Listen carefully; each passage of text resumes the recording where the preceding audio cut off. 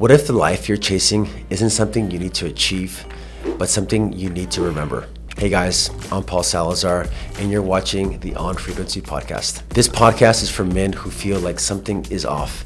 Even if life looks good on the outside, like it did for me, it's for men navigating burnout, addiction, heartbreak, depression, or that quiet voice saying, there has to be more than this. Today's guest is someone who genuinely inspires me, Avi Becker. Avi and I actually met through a real estate coaching program with Tom Ferry.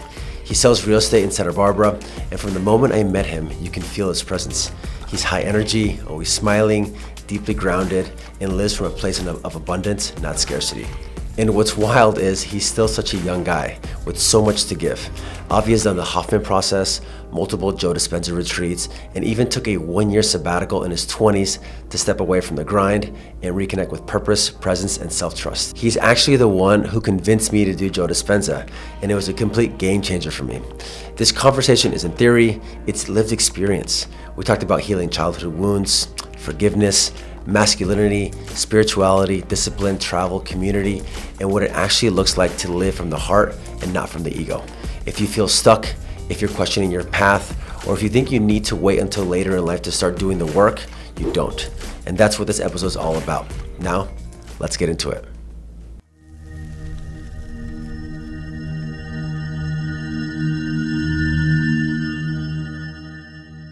Hey guys, what's up? It's Paul Salazar. You are on the On Frequency podcast.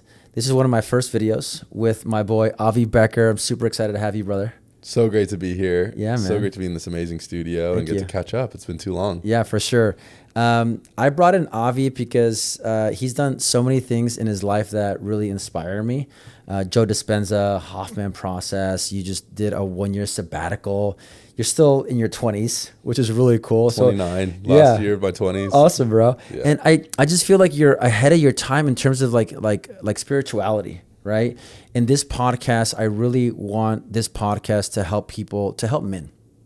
You know, I've been really passionate about helping men because I've gone through my own journey of healing trauma, of just going through a lot of stuff in my life. And I really like what I see on the other side of that, you know, which is more peace in myself, more happiness. And I feel a lot of guys don't have good role models in their life, you know. Sure. And so what I want to do is I want to inspire men that are going through addiction issues, going through depression, having, you know, just issues in their life, and be able to watch a podcast and be like, I relate to that guy in some way, you know. And just to maybe give them a little bit of hope of like, you know, there's a different side of life that if you do the work, regardless of how you grew up in life, there's a better life. You know, even if you had a great life, you know, everybody's gone through some stuff in their life, but there's a better life on the other side. And so that's why you're here. I want to hear about your story. So let's talk about how I met you first off. Take 'em back. So yeah. So I don't recall the exact moment I met you, brother, but it was for sure at a Tom Ferry event. And you're a big dude. You're tall. You're a big guy. You got a beautiful big smile, and you have this energy around you. You know, and I'm like, who's that guy? You know, kind of walk in, has, you know, very very confident, but not in an arrogant way. And you're very friendly. And you go up to Tom. You talk to Tom Ferry. Well, Tom Ferry is one of our business coaches. Or is the main business coach. And I was like, all right, like, who's this guy? You know, and I don't know how I first met you, through either maybe Rob Mack or some other people, but we definitely got in touch. And we had one really fun night in Vegas. Yeah. That was a good night. But then I started to, you know, get to know you a little bit better. Yeah. I found out that you did some Joe Dispenza stuff, which I'm a big fan of Joe. I haven't done any of his stuff yet, but I know we're going to go in January. You will. Yes. And you done the Hoffman Process, which I signed up for. I haven't done it yet. No way. You signed up. Yeah. That's amazing. And you also just did a 1-year sabbatical in your 20s, which is insane, bro. I'm so inspired by your story, and I don't really know you that well. So I'm so excited for you to come here so I can learn more about you. I can get more inspired by you and just learn about your life. So why don't you just do a little intro about your life, man? 'Cause I don't know much about you. I just want to say, first off, I'm inspired by you, the way you run your business, the people you surround yourself with, the authenticity you bring, not just to the content that you make, but all the interactions I've had with you at events. You're a very inspiring person. And when I think about, okay, where do I want to see myself in a couple of years? I want to look like you. I want to act like you. Like, you have an amazing business life that you built for yourself, and so I look up to you as well. Thanks, man. As a big appreciate bro. That. So I appreciate that. Yeah. But so yeah, I mean, I feel super blessed that I feel like I made a lot of mistakes. I had to go through a lot of healing like you did, and I kind of just went all in from a young age when it comes to personal development. And that really did start with my first entry into personal development was Tom Ferry. When I graduated college, I was 22. I was working like a couple hourly jobs that I really didn't like, getting my real estate license, and just had no idea what I wanted to do. I signed up for Tom Ferry coaching when I didn't really have the money to afford it, as a lot of young agents do. And I was just like, well, I need to figure out a way to do business somehow. And I'd watched Tom's YouTube videos. My first coach wasn't a good fit, and I was trying to quit, get my money back. And the people at Tom Ferry were like, we're switch coaches. You can't get your money back. You signed this contract. And then I got linked up with Patrick Ferry. And that was a huge... Tom's bro. Yeah, Tom's little bro. That was a huge instrumental moment in my life where I was able to really have some incredible guidance. And I have some great guidance as well from my real estate team, and they were amazing. I had great mentors, just been super lucky my whole life with the people that I met. But I just learned from a young age, from basically 20, I started coaching with Patrick when I was 23. That if you do the work, if you invest in yourself, if you're willing to learn from people that have been there before you and learn the processes, the systems, the things that work, your life is going to change for the better. You don't always have to reinvent the wheel yourself. And a lot of times people will ask me, Hoffman, was it worth it? You know, it's expensive. And I know it's more than, I think when I signed up for it was like $5 or $6K, and now it's more. And Joe Dispenza, these retreats, are they worth it? I feel like there is nothing that is more worth it than these transformational experiences, whether they're business, whether they're spiritual, whether they're personal growth, because you get to learn from these amazing mentors, amazing figureheads who have so much to offer. So I'm trying to make a lot of content about what the experience is like, each one of those different. I've seen that. It was funny because, sorry to interrupt you, but I remember I was Googling the Hoffman Process. You saw my YouTube video? Yeah, and I was like, that's Avi Becker. I was like, that's my boy. Let's that go. was really cool, man. I love that. Yeah, I love when people are either at Joe Dispenza or talk to me in the YouTube comments from Hoffman, because the majority of my real estate content is like, our YouTube is real estate, like yours is as well. But it's really cool. Sometimes here and there I'll get a message and be like, hey, I saw your video. I just signed up for Hoffman. Or people at Joe Dispenza Retreat are like, I saw your video and that's what made me sign up. I'm like, that's amazing. Like, obviously it's great to get a call from a YouTube lead and sell a great property, but it's really, really rewarding to have someone be like, I'm here because I saw your video and you inspired me. And I think one of the things I am put on this planet to do is to inspire people and to give a lot of value and service and help. And real estate's a great way to do that, but there's more ways to do that. And I see that you do the same thing. You're one of those people that is always down to answer questions. You're always there to help people in our industry and beyond. And I feel like that's something we share, is that we're here to help and provide service to others. And that's, I feel like, one of my missions. Like, okay, so like out of college, obviously I'm like 12 years older than you. Out of college, I started real estate with my mom, right? Mm-hmm. And we did a couple of like coaching seminars, but I didn't get a coach. Yep. But I did play, soccer in college. Yep. And so I want to talk about your sports background, because you played lacrosse in college. Yeah. Right? At UCSB. Yeah.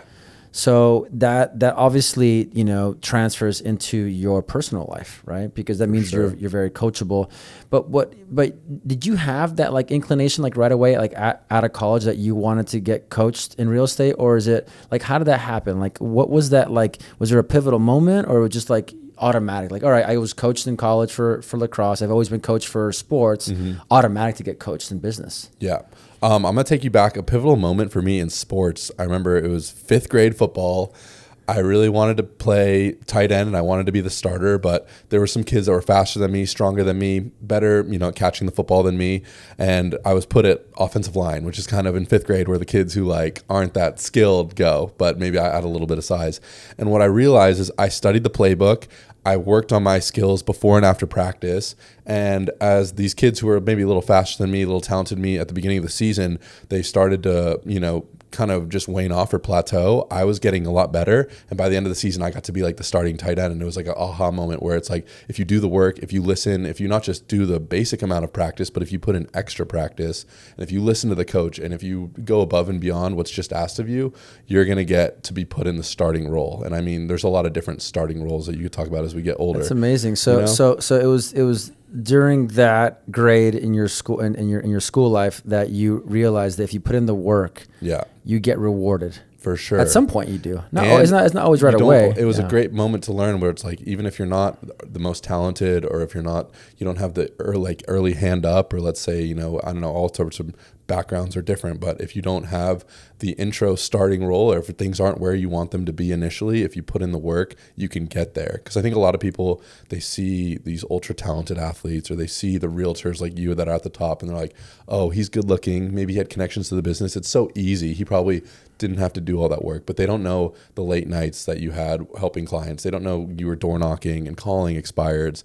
They don't know the behind the scenes work. So that moment really showed me that if you do the work, you're going to be rewarded. Maybe not right away, but down the road. And then I had great coaches in lacrosse in high school. And I always was one of those kids where starting of the year, I might not have been on the, the top, the best line, or the place that I wanted to start. I was not the most naturally athletic. I always, though, was trying to be at the gym, always trying to go above and beyond. In lacrosse, you do a lot of like practice against the wall, where you're just throwing against the wall to get your hands better. And I would just be at the wall, just practicing, like, knowing that the kids that are talented with me, they're off like doing other things. And if I can stick to the work and do the practice, by the end of the season, I'm going to have a leg up on them potentially. And so amazing. It's just always been, I feel like since a young age, of doing the work. Did you have any other mentors? Like, was it like your mom or your dad? Like, did you grow up in Santa Barbara? I grew up in Boulder, Colorado. On Boulder, yeah. Okay. Came to Santa Barbara for school. Okay, My grandpa was a huge mentor of mine, though, an amazing businessman, very self-made and hardworking. Was and he also in very Boulder? Selfless. He was in New York. Oh, was in New York, He was in the clothing business, like back when clothes were made in the United States. No way. Yeah. Okay. And he grew up Jewish. He went to Yale at like age 16 when there were like no Jewish kids there, had a lot of anti-Semitic like bullying. And he just kind of was like, had to go through a lot of adversity at a young age. He was like the smartest one in his family. And like, he was just an incredibly hard worker, and he built his own business, taught me from a young age about investing, about entrepreneurship. He really inspired me to be an entrepreneur, and, was one of the ones that was like, in entrepreneurship, there's no limit to how far you can grow. And that's cool. That's like how sports are. That's how a lot of things in life are, but certain jobs and certain professions have that ceiling a little bit more. So he was a huge inspiration for me. But so he was in New York and you were in Colorado. Yeah. And do you see him often? Was there like phone calls, like holidays? Like what were those conversations like? This is a cool story too. This is a unique, I feel like, childhood experience that I got. So basically starting from when I was in, I want to say like 4th grade. I remember I think I was 7 or 8 years old. For spring break, my mom would put me on a plane by myself, and I'd spend a week in New York with my grandpa. And I remember being so scared at first, like, what do you mean I have to go to the airport by myself, on a plane by myself? Like, they would have like those little people that would like help you. They escort you to the gate, and then my grandpa would be at the gate to like grab me. But that's what helped inspire me to love to travel and to love to adventure at a young age. And my grandpa, we would go to shows in New York. He would treat me like an adult. We would like go to, investor meetings with like his stockbrokers, and we would go to shows, and we would go to nice dinners, and we would walk the park, and we'd work out every morning. That was one thing too. He was like, even into his 80s, he was hitting like 30 minutes on the stationary bike, abs, like little arm circuits. Like, he was working out until his last days. That's really cool. And so that was an incredible experience to have at a young age, to watch that, see his discipline, see his routine, affect him. And I've been really consistent trying to be with my routine. I feel like I got into the gym at like age 15, and it's a pivotal part of my day, and a pivotal part of, I always think of him when I'm like, that's up amazing. Early. Yeah. Is he still around? No, he passed away. Okay. What was that? 2015. Okay. But he's an incredible inspiration. Sounds like an amazing man. Yeah. That's really, what's his name? His name is Justin Israel. His last name is Israel. Yeah. Okay, cool, man. Shout out Grandpa Justin. And he was born and raised in New York? Yeah. Born and raised in New York. I believe his parents weren't first generation immigrants, but I think his great grandparents or great grandparents were from like Romania, Poland. So 1800s, left Eastern Europe, not much money in their pocket, and came to New York to find the American dream. And that's your mom's dad or your dad's? Yeah, mom's dad. Your mom's dad. Yeah. Okay. And your parents still live in Boulder? Yeah. Parents are still in Boulder. Okay. My brother is living in North Dakota currently with his girlfriend, actually now fiance. Shout out Jordan. Congrats. He proposed like last week. Oh, that's awesome. But yeah, my family's out there, so I don't have family in Santa Barbara, but I have an amazing community. You do have, I want to talk about that because you do have an amazing community, and that's something that I feel like I'm lacking here. That I'm finally recognizing that I need. You know, it's it's a super important aspect in your growth as a person, is having a community and where you live. So true. So you have so your parents are still in Boulder. You have one brother, older or younger? Older. Okay. 5 years older. Okay. Yeah. How was that dynamic? Growing up, yeah, we fought a lot, like brothers do. For sure. I just competitive? Yeah, for sure. He was obviously 5 years older. It's a tough gap because it's like until I was maybe 16 or 17, I was smaller than him physically. So it was a lopsided fight if we were ever got too physical for many years. But I always just wanted to make him proud. I always wanted to like have him be impressed with my performance in sports. And he was dealing with his own stuff, and and sometimes it would be just tough on us, and we would go at it really hard, and we didn't get along very well. I think until we were more like, I want to say, until I basically became his same size, and he was maturing too, and it was just like, okay, we're not going to have any physical altercations anymore. And what was that, like end of high school? Tight. Yeah, end of high school for me. When he was kind of beginning of his early college days. Okay, yeah, but cool. We're super tight, and it's been really great to come full circle, because I feel like I don't know if you've been like that with your siblings ever, but when you've had really tough times with them and then things get tight again, it's like you never want to lose that. 100%. It's amazing. Yeah. I think I have 3 siblings. Wow. I have 2 older brothers, and they always bullied me growing up, I mean, they're always loving way, and they always wanted to spend time with me. That's most important. Different mom, same dad. Yep. But my dad always kept us really close. That's awesome. Even though we're half brothers technically, like we're like full. Yeah. We see each other every Thanksgiving, every Christmas. It's like we're always there for each other, and they have kids. Wow. And then I have a full sister, so I'm the baby of 4. Wow. Yeah. Are they in the area? So my sister's in Arizona. Okay. My oldest brother is in downtown LA. Cool. And then my other brother, who's older as well, is in Rancho. So cool. It's about but we're all close. Nice. We're on like a family chat. We're always chatting and totally. Like my dad always raised us to be very close. That was a non-starter for him. Yeah. So we always had like every Friday before school, when we were still in school, we would have like breakfast together, like at Bob's Big Boy in Pasadena. Nice. So yeah, we're very lucky that and I think that's like part of like our Colombian and our Latin culture For sure. is that like family stays tight regardless of what 100%. happens. And, I got to visit Colombia last year, and I got to see that. And I want to hear. So true. Yeah, and I love seeing those photos with you and your dad, like going to soccer games, and like you guys still seem so tight. Yeah, for sure. And that was part of this growing process too. Yep. And I think that's why I'm so fascinated about like personal growth and like spirituality and growing as a person, is that even though I've had issues with both my sister, my older brothers, my mom, and my dad. Yep. Like at least with my dad, I've worked through that a lot. Like that was really a strong intention of mine. Yep.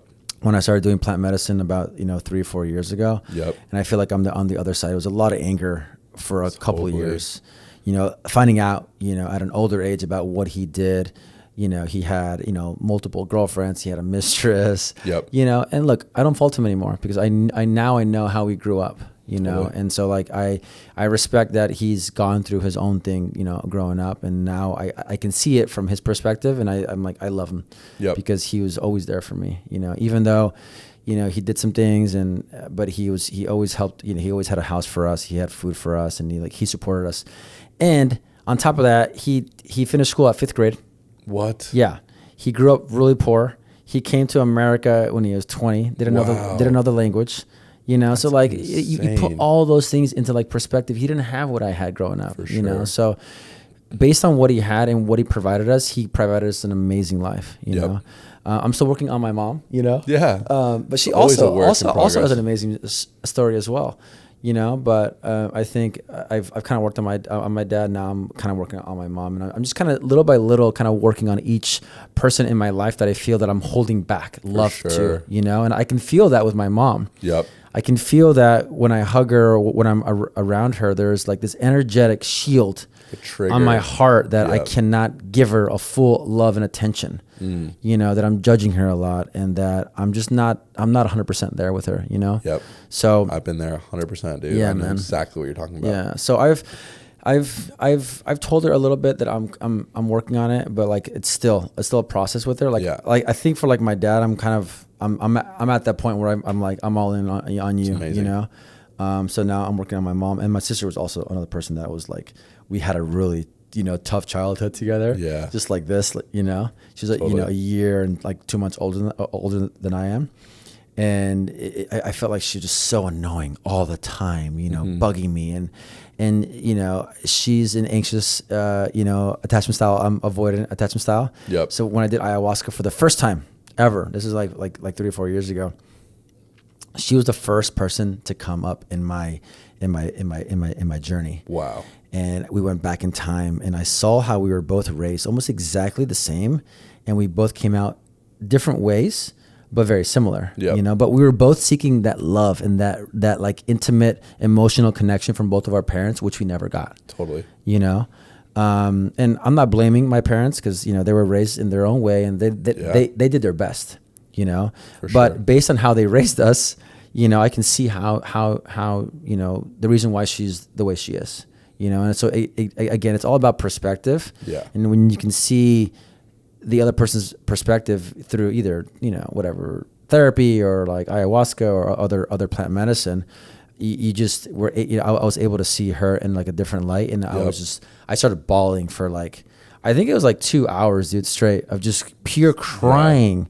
Sadness of like, I can't believe I judged her for so many years, and I treated her in a certain way for so many years. Yeah. So like that night, I sent her like a voice note, and ever since then we've been much closer. It's amazing. Yeah. You have those moments, like I had that in Hoffman, where you feel like that shield around your heart, or that dam just is able to like come open, and it's the best feeling. You're like, if you're saying like when you're hugging your mom, like you have that shield when you're done with Hoffman. I was like in such an emotional raw state for like weeks, because it's just like everything came out. You feel so much love for the people that you were holding back with, and you have so much forgiveness, and like the power of forgiveness. I wish I would have known that at a younger age, because I feel like a lot of my life. You did it at a pretty young age, bro. But yeah, 100%. I mean, it doesn't matter when grudges. You do it. You want to do it. You want to do it sooner. For sure. Because especially with family, especially the people that you love the most, you hold on to these grudges for the things that they've done to you, whether that's, you know, any type of holding back of love, or any type of, you know, things that where they raise you and you feel like they weren't there for you, or, you know, like my parents were divorced. I'm from a family divorce, and that obviously really hurts, and it kind of just shakes your roots, and you have this anger and resentment, which is, it's valid. It's from a place of hurt. It's not like you just made it up, and you probably had that with all of your family members too. But what you don't realize is holding on to that grudge and holding on to that anger. Like, you think in your mind it's teaching them a lesson, but you're really just setting yourself back, and you're really closing down your heart, and you're not able to, you know, express, not just to them, but other people in your life, the love that honestly is like what we're all here to do. Yeah. It sounds like woo woo, but you'll understand, like, especially if people have never done any type of deep emotional forgiving work, when you do it, you feel like you can fly. I bet that's what you felt after ayahuasca. When you forgave your sister, you feel like the 100-pound weight that you've been carrying around every time you talk to her on the phone is like much lighter. 100%. Like, you just feel, I mean, the effects of ayahuasca, I think I had them for like a month, you know? And then over time you start to lose some of that, but you know where you can be at, which is beautiful. Yeah. And I was able to repair that relationship, you know, from that. And there's still work to be done there. Yeah, of course. But yeah, man, it's like, you're right. It's like if you can live a life of just pure love, like that's what I want to get to. That's the goal. That's the goal, dude. It's not like you can do it after, you know, reading a book or like going through one Hoffman process or Joe Dispenza or like whatever it is. It's not just like a 1 day thing or a 1 week. It's a life journey. Yeah. Right. Like, nobody who, like, even Joe, like, he's always practicing things on a day-to-day basis to be in that like love space. For sure. Yeah. So let's actually go into that, because I feel like that's kind of where we're going. Yeah. So you've done Hoffman Process and Joe Dispenza. let's talk about Joe Dispenza, because I haven't done Perfect. that yet, and I definitely want to do it. Tell me about, because what's coming to me about, you know, being in that love is just gratitude, and I know he talks about that a lot. Yep. But talk to us about your experience with Joe. You've gone a couple times. Yeah. Now I've done. I did a week-long retreat in Mexico. That was my first retreat. And then I did another week-long retreat. It was so cool. I got to do it with my mom. She came too, in Nashville. And then I did an advanced follow-up in Dallas. And now I'm going to LA. And you're coming with me. Yes. So this will be number 4. I've read Becoming Supernatural. I think I've read 3 or 4 of his books. And I've just binged his content. And he's definitely one of the most influential top 3 or 4 people that I've ever come across. And how I got into Joe was originally from, I believe it was the book, Becoming Supernatural.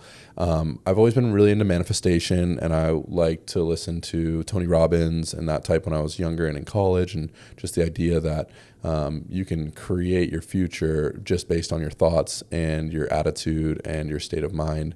I really got into that at a younger age. And then Joe really breaks down scientifically, how does that work? Because he has a research background, and he's explaining to people how someone can literally go into a state, close their eyes, get into a deep meditation, and feel healthy, even though they might be battling some really crazy ailments, cancer. I met people at Joe that you'll meet him too. A lot of people that go to his work, we're very fortunate. We get to go there because we, just love his teachings. And a lot of people go there because they have really tough ailments that are chronic, and they've gone to every doctor and they've gone to every type of specialist, and they're pretty desperate to try to feel better. I watched a guy on stage who had a voice box injury and hadn't been able to talk for years, like coherently. And he was on the stage with a mic speaking like very clearly. Obviously you could still hear something, but he was crying, and he had talked about how he had tried to, he was so insecure because he couldn't even call on the phone. And it's like it's like you witness miracles. And then he explains the science behind it, which makes it much better and much more understandable. And you're like, okay, if they can create some miracles, maybe I can as well. But yeah, I got into Joe from the books, and then I had a really good friend, shout out Connor, who went to one of his events, and he was like, it was life-changing. It was incredible. You should go. And I signed up like that day. Wow. Because it only, I feel like, takes a little bit of inspiration sometimes when you're on the fence. Maybe like, you just have someone to kind of push you forward, and then you never know what can happen next. So I hope to be that inspiration for a lot of people. That's why I make the YouTube videos, and that's why I want to bring you. And you're going to be an inspiration for a lot of other people. Yeah, for sure. That's like a chain reaction. That's amazing. Yeah, 100%. Yeah. It just starts with one human. Yeah. And I think that's the beauty. And then this is also why I wanted to do this podcast. Because like I don't have a goal for this thing. It's just like I enjoy hearing people's stories. I want to get inspired, and I also want to learn. Yeah. Like I want to learn about what you do and all that stuff. So let's talk. So you went to Joe. You've been to a few different Joe Dispenza retreats. Yes. I love that you brought your mom. That is awesome. It's amazing. That is really, really cool. Best mom ever. Was that on your first try, or that was on my second one? Yeah. On your second first one I went solo to Mexico. That. Okay. And then I just told my mom how much I enjoyed it, and it was so perfect because like she. My mom, she's like me. She really likes to have things her way. She loves being outside. And this one in Nashville, like Mexico was very much outside. You're out doing walking meditations on the beach. This one in Nashville is at the Gaylord Resort, which is like an indoor kind of, and she wanted to leave like every day until like the 5th day. And she had like a huge breakthrough. She had her moment during like what's called the body electric meditation, which is like a 2-hour-long meditation with breath work.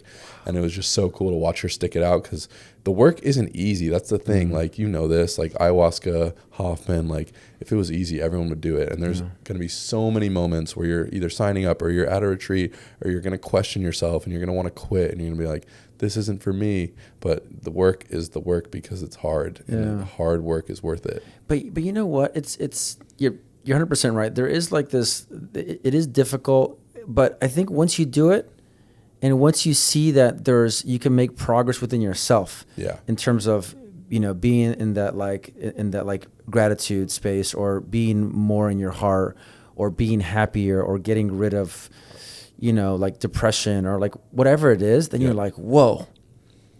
I think it just takes that like one moment of being like, whoa, this, like I have power over what's happening in my life. Yeah. You know, I feel like a lot of people don't believe they have the power to change, man. For sure. And I think that is sad. Like, you know, I'm going to call my dad out. I love him, but he doesn't think that he can change. He believes that he is the way he is from when he was born. Like, it's just the way it is. For sure. You know what I mean?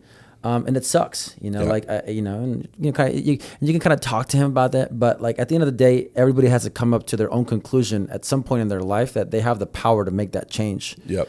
And I think that's like that one difficult step. Once you cross that line into being like, I can make a change, then you start being like, all right, like what else can I do? What's the limit? And I feel like that's where you're at in your process, right? Because you did Joe Dispenza. Was that your first thing? Like you read the book and then you went to the retreat, and how long ago was that? My first retreat would have been coming up on like 2 years ago, December of 2022.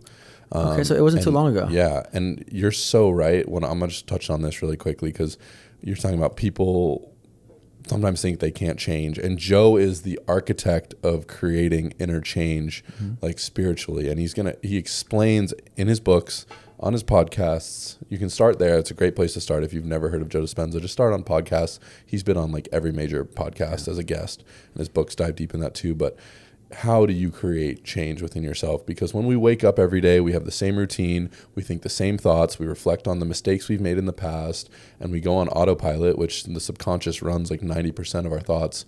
Of course, you're not going to change when you're in that subconscious state, and you're going to have to do things differently to change. And he allows with his meditation practices, and what he does first too is he really explains how it works so you can buy in. Because even if you do the practice, if you deep down think, this might work for that weird, kook, but it's not going to work for me, that's not going to work. So if you buy in even just a little bit and you do the practice, you meditate, you get to a state where even if you're unhealthy, even if you're broke, even if you're heartbroken, even if you feel empty inside, if you can meditate, get out of those thoughts and start to feel grateful, start to feel full of love, start to feel abundant, start to feel, in love with a potential future that might not be right now, you're going to open your eyes when the meditation's done and you're going to be a different person. And I've experienced it in so many meditations. Some of my meditations, they suck. I'm like, God dang it, I didn't get there. But sometimes I open my eyes and I'm like, it's almost like an ayahuasca experience. And ayahuasca, I feel like in Joe, they have a lot of crossover. It's the same type of crazy change that you're just sparking within yourself. It's not like your environment changed. It's not like you just made more money or got a new whatever the heck. The change comes from within, and then your whole outside world changes after the inside change happens. So Joe was just so instrumental. I did this retreat. I had always my whole life thought, I can't meditate. I like to move. I like to be active. I tried Headspace. I tried this, that, and the other meditation. That's not for me. And I just went into Joe being coachable, being open to what I can learn. And I had a handful of really bad meditations, and then I had an insane meditation. And I just remember coming back into the room and being like, everything's different. Like, I just can't believe I went to those spaces and I felt those feelings and I had those eye-opening moments. It almost feels like you're like getting, advice from God or from some like higher power. And you're like, I just did that within myself and I can do that again. Yeah. I think that's the core is like, you have all the answers within you. Yeah. It's just like, how do you find those answers, right? Yeah. So like ayahuasca is a way to do it, right? Because the ayahuasca has a like a DMT function to it, or like a component to it. Yep. So you're just like the ego's gone, the conscious is gone, and you're just in this you're in the subconscious basically. Yeah. That's like your higher power, and you're able to see things, and it's just like it's insane. But what came up to me right now is meditation, because I have not been able to do that. Like, I have not been able to get into meditation. For sure.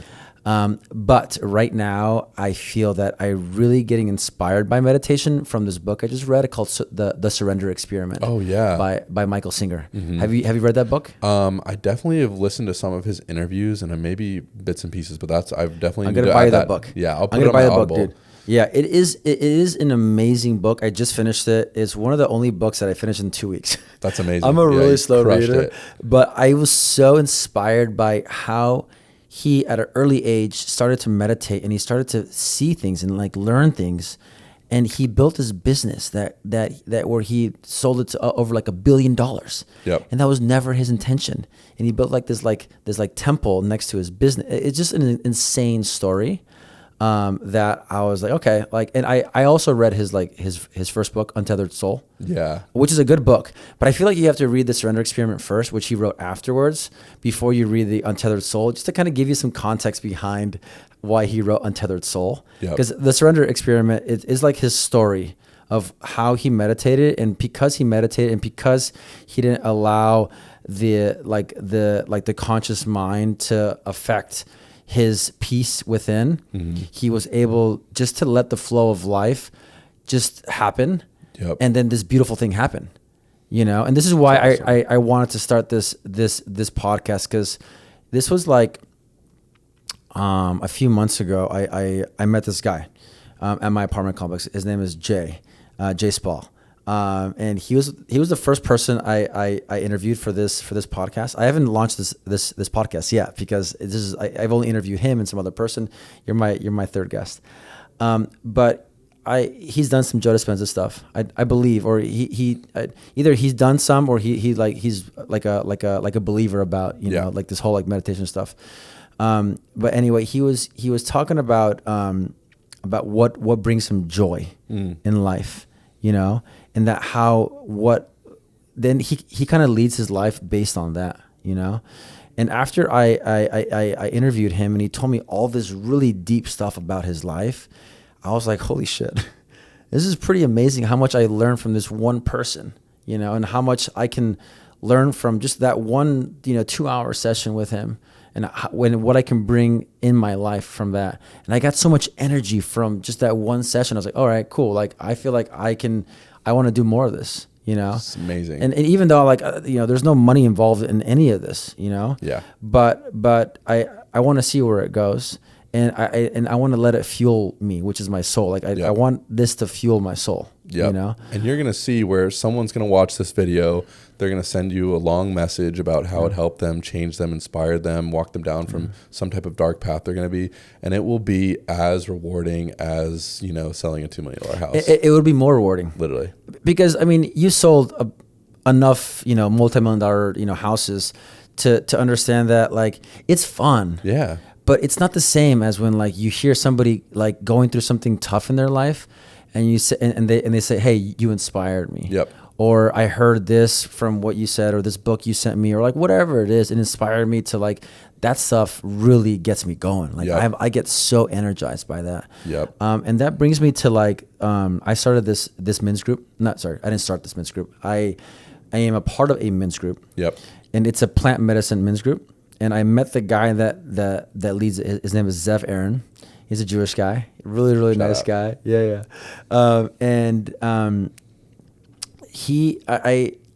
This is maybe a month after I did ayahuasca, but on my first ayahuasca night, I was about to vomit, and you have like these like vomit buckets. Purge. Yeah, exactly. Purge. Have you done ayahuasca? No, okay. I want to. Okay, we gotta talk. Yeah. Oh yeah, for sure.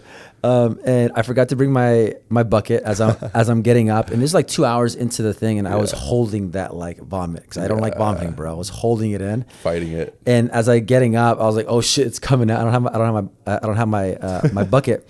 So he grabs me and he takes me to the kitchen sink, and I'm just like, I'm just fucking, just like purging all this stuff, and I can see like my grandpa and my dad, and I just have these like visions. And he's like, he's shorter than me, and he looks up to me with this big old grin, He's like, "Oh, that was awesome, dude." And I was like, "Oh, he's my boy. This is gonna be he's my my guy." boy." Yeah. That's so cool. So I called him like two or 3 weeks later, and I'm like, "Hey man, I'm looking for like a men's group. I really love your energy." And he's like, "You know what? I've been thinking about doing a men's group. Let me get back to you on that." Wow.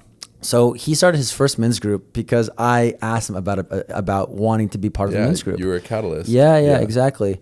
And that men's group, man, like we're on our 3rd rendition of it now. Mm-hmm. I took like a year and a half off, and then I joined it again earlier this year, and now we did it again. So it's like a 6-month program. Wow. And every 3 months we'd either do like a peyote or a wachuma ceremony, which is a cactus, and it's a very like native thing. Where we're in this dome in Berkeley. And we spend the whole day with the guys, and we're like talking about things that we're like working on. It's kind of an ayahuasca thing, but it's a lot more of like a community thing, because you're not so, I guess, effed up on the medicine where you're just like I can't even talk. Mellow. But this is a little bit more mellow. That's amazing. But it still gets into your subconscious, and we're able to like to like get through stuff. But the men's group has really inspired me to understand more about men. Mm-hmm. And I've started to like listen into more or watch more podcasts that talk about men's health. Yep. Because I feel like most men aren't vulnerable. They aren't open with their heart. Like they're not like leading with their heart. For you know, sure, dude. They're going through a lot of depression, addiction issues, porn, drugs, alcohol, gambling. I mean, you name it. Just anything to like numb whatever sensation is coming up for them. Yep. You know, and when you numb things through alcohol, through addiction, you're just postponing the inevitable, which is at some point this is gonna mess up your life. For sure. You know, and I see it unfortunately I see it like in my dad, you know, and I see it like in other people where if they haven't worked on their thing, you know, and like I'm not calling out my dad. I just it's like he's a great human being and he's done so much. Yeah, he's such a loving guy and he's got so many great qualities, but he hasn't been able to work on his addiction of women. Yep. Unfortunately, you know, and because of that, it's like it's really messed up a lot of things in his life. You know, he's gone through a couple of divorces. Yep. And I know that he doesn't want to be in that place. You know, I think he wants to be in a better place in life. Yep. You know, Joe has a great definition for addiction. It's like you can't get enough of what you don't need. It's like you can't get enough getting of what you don't need or want. Like you just can't stop doing it. Yeah. People are addicted to all sorts of things. Yeah. People are addicted to being angry. People are addicted to waking up and feeling shameful. It's not just drugs, alcohol, porn, women. Like people are addicted to their limiting beliefs. And that's shame. Totally. Shame. Like just feeling shame about whatever not worthy. It is. Yeah. Not worthy. Exactly. Yeah. I want to talk about what you just branch off of what you're saying and what brought me to Hoffman. And I feel like a lot of leaders like you, and there's just a collective like awakening where I feel like maybe years ago when I was when I was younger and you look on social media about who are the cool guys in media, or even for decades, it's like the guys who are cool are super successful, have all these chicks, they have all this material wealth. They're like badasses and they definitely don't talk about their heart or their vulnerability. Like you think about who we like would look up to that. And I think it's starting to shift to be like, no, those guys, like that's not the life you want, even though that they're selling that life, like the Dan Bilzerian, Hugh Hefner, like, you know, that those were the icons of certain eras. But now it's like, okay, how do I be someone who is spiritual, who is open to new experience, who wants to be successful materially, but knows that that's not the end all be all, and that the material success can just allow you to have more vehicles to give back or to help people. You know, I feel like Tom's a great role model where he's Agreed. open and Tom Ferry. But what got me to Hoffman, and I'd love to hear what got you to commit to Hoffman too, because it's a big commitment. For those of you who don't know, Hoffman Process, it's a week long. You have to have no phone, no computer. You're kind of shut off, and you're just basically doing inner work, child work, family work. You're with a group of strangers, usually around 30 people, and it's a big commitment. It's expensive, and it's think about it, a week off, especially in our business with no phone. It's a week off with no phone. Which is like at all, like the whole time. No. The whole time you can have a phone on. No, unless if it's an emergency, amazing. Someone can call the process and they will relay the emergency to you. But that. You have to give up your phone. You give up your phone and your computer. And the best thing is, I guarantee it'll be like this for you. When it's finally the day to have your phone, you're going to be like, I don't want it. No, for sure. It's incredible. I didn't look at it for a while. And then I first looked at it and almost like gave me a headache right away, seeing, hundreds of messages that I had unread. But what got me to Hoffman was I believed after I graduated college, okay, I think that I'll feel good about myself once I build a successful business. I don't feel good about myself right now. Deep down, I want to be successful in business. I'm fresh out of college. But once I get there, I'll feel good about myself. And that was what was driving me. I was waking up every day not feeling good about myself, feeling like I was unworthy, but feeling like it's okay. I'm going to be a great entrepreneur. Once I have the things that I wanted, I really wanted a Tesla. I really wanted a Rolex. I really wanted an investment property. And I really wanted, money in the bank and to feel people have admiration for me and look at me like I'm a great businessman. And I worked my butt off. I worked years to get to that moment. And I had that moment where I had all those material things that were on my vision board. I had, people telling me I was a great realtor. I had people looking up to me and praising me or whatever the heck, like on transactions or online on my postings for social media. I was probably about, because when did I go to Hoffman? I think I was 26 or something like that. You did Hoffman before Joe Dispenza? I did Hoffman before Joe. Okay, got it. And so how'd you hear about it? I heard about it from Tim Ferriss's podcast with Okay. Blake Mykowski. Okay. Yeah, because I had this moment where I had these things that I had dreamed about, and I felt worse than before about my self-confidence, about my ego, about my heart. I'd gone up through a tough breakup, and I felt heartbroken, and I just felt like shit. I had, the only times I felt really good about myself was when somebody else was telling me, hey, great job. Hey, nice this. Hey, good External work. validation. Yeah, like that's all the only time. And that validation is so fleeting. You get it for a minute. And then especially in real estate, like, there's a lot of people that live for the validation. Our business is can be ego driven for sure. So I had that moment being like, what the heck? I just thought this whole trajectory I was on, working so hard for the last handful of years, was supposed to make me feel good about myself. And I feel worse than ever. And I listened to this podcast. And it talked to Blake Mykowski. He's the founder of Tom Shoes, like an amazing brand. You remember Tom Shoes? Where, of course, yeah. Buy a pair, it would give one to Africa. And he was talking. He had built his company to a massive scale. He was doing so much for the community of Africa and giving back. And he felt the same way that I felt. And he was telling me, not me, but it felt like he was talking to me in the podcast. That's how sometimes a great podcast can be. For sure. Yeah. He was saying that he would always ask someone else, hey, what do you do for work? And just was ready for them to ask, what do you do for work? So he could be, oh, I'm the founder of Tom Shoes, and get, boom, validation. And I was like, this guy knows exactly how I feel. And he was talking about all the transformation he went through and how he was able to let go of his ego, and how he was able to forgive, and how he was able to really learn how to love himself. And I realized, I was like, I have no practice of self-love. I don't even know what that means. I feel like love is something you get from other people if you like earn it, or if you're a good person, or if you're a good boyfriend, or if you're a good son, like you earn love. And it was a really transformational podcast. And I signed up for Hoffman that day, put down the deposit.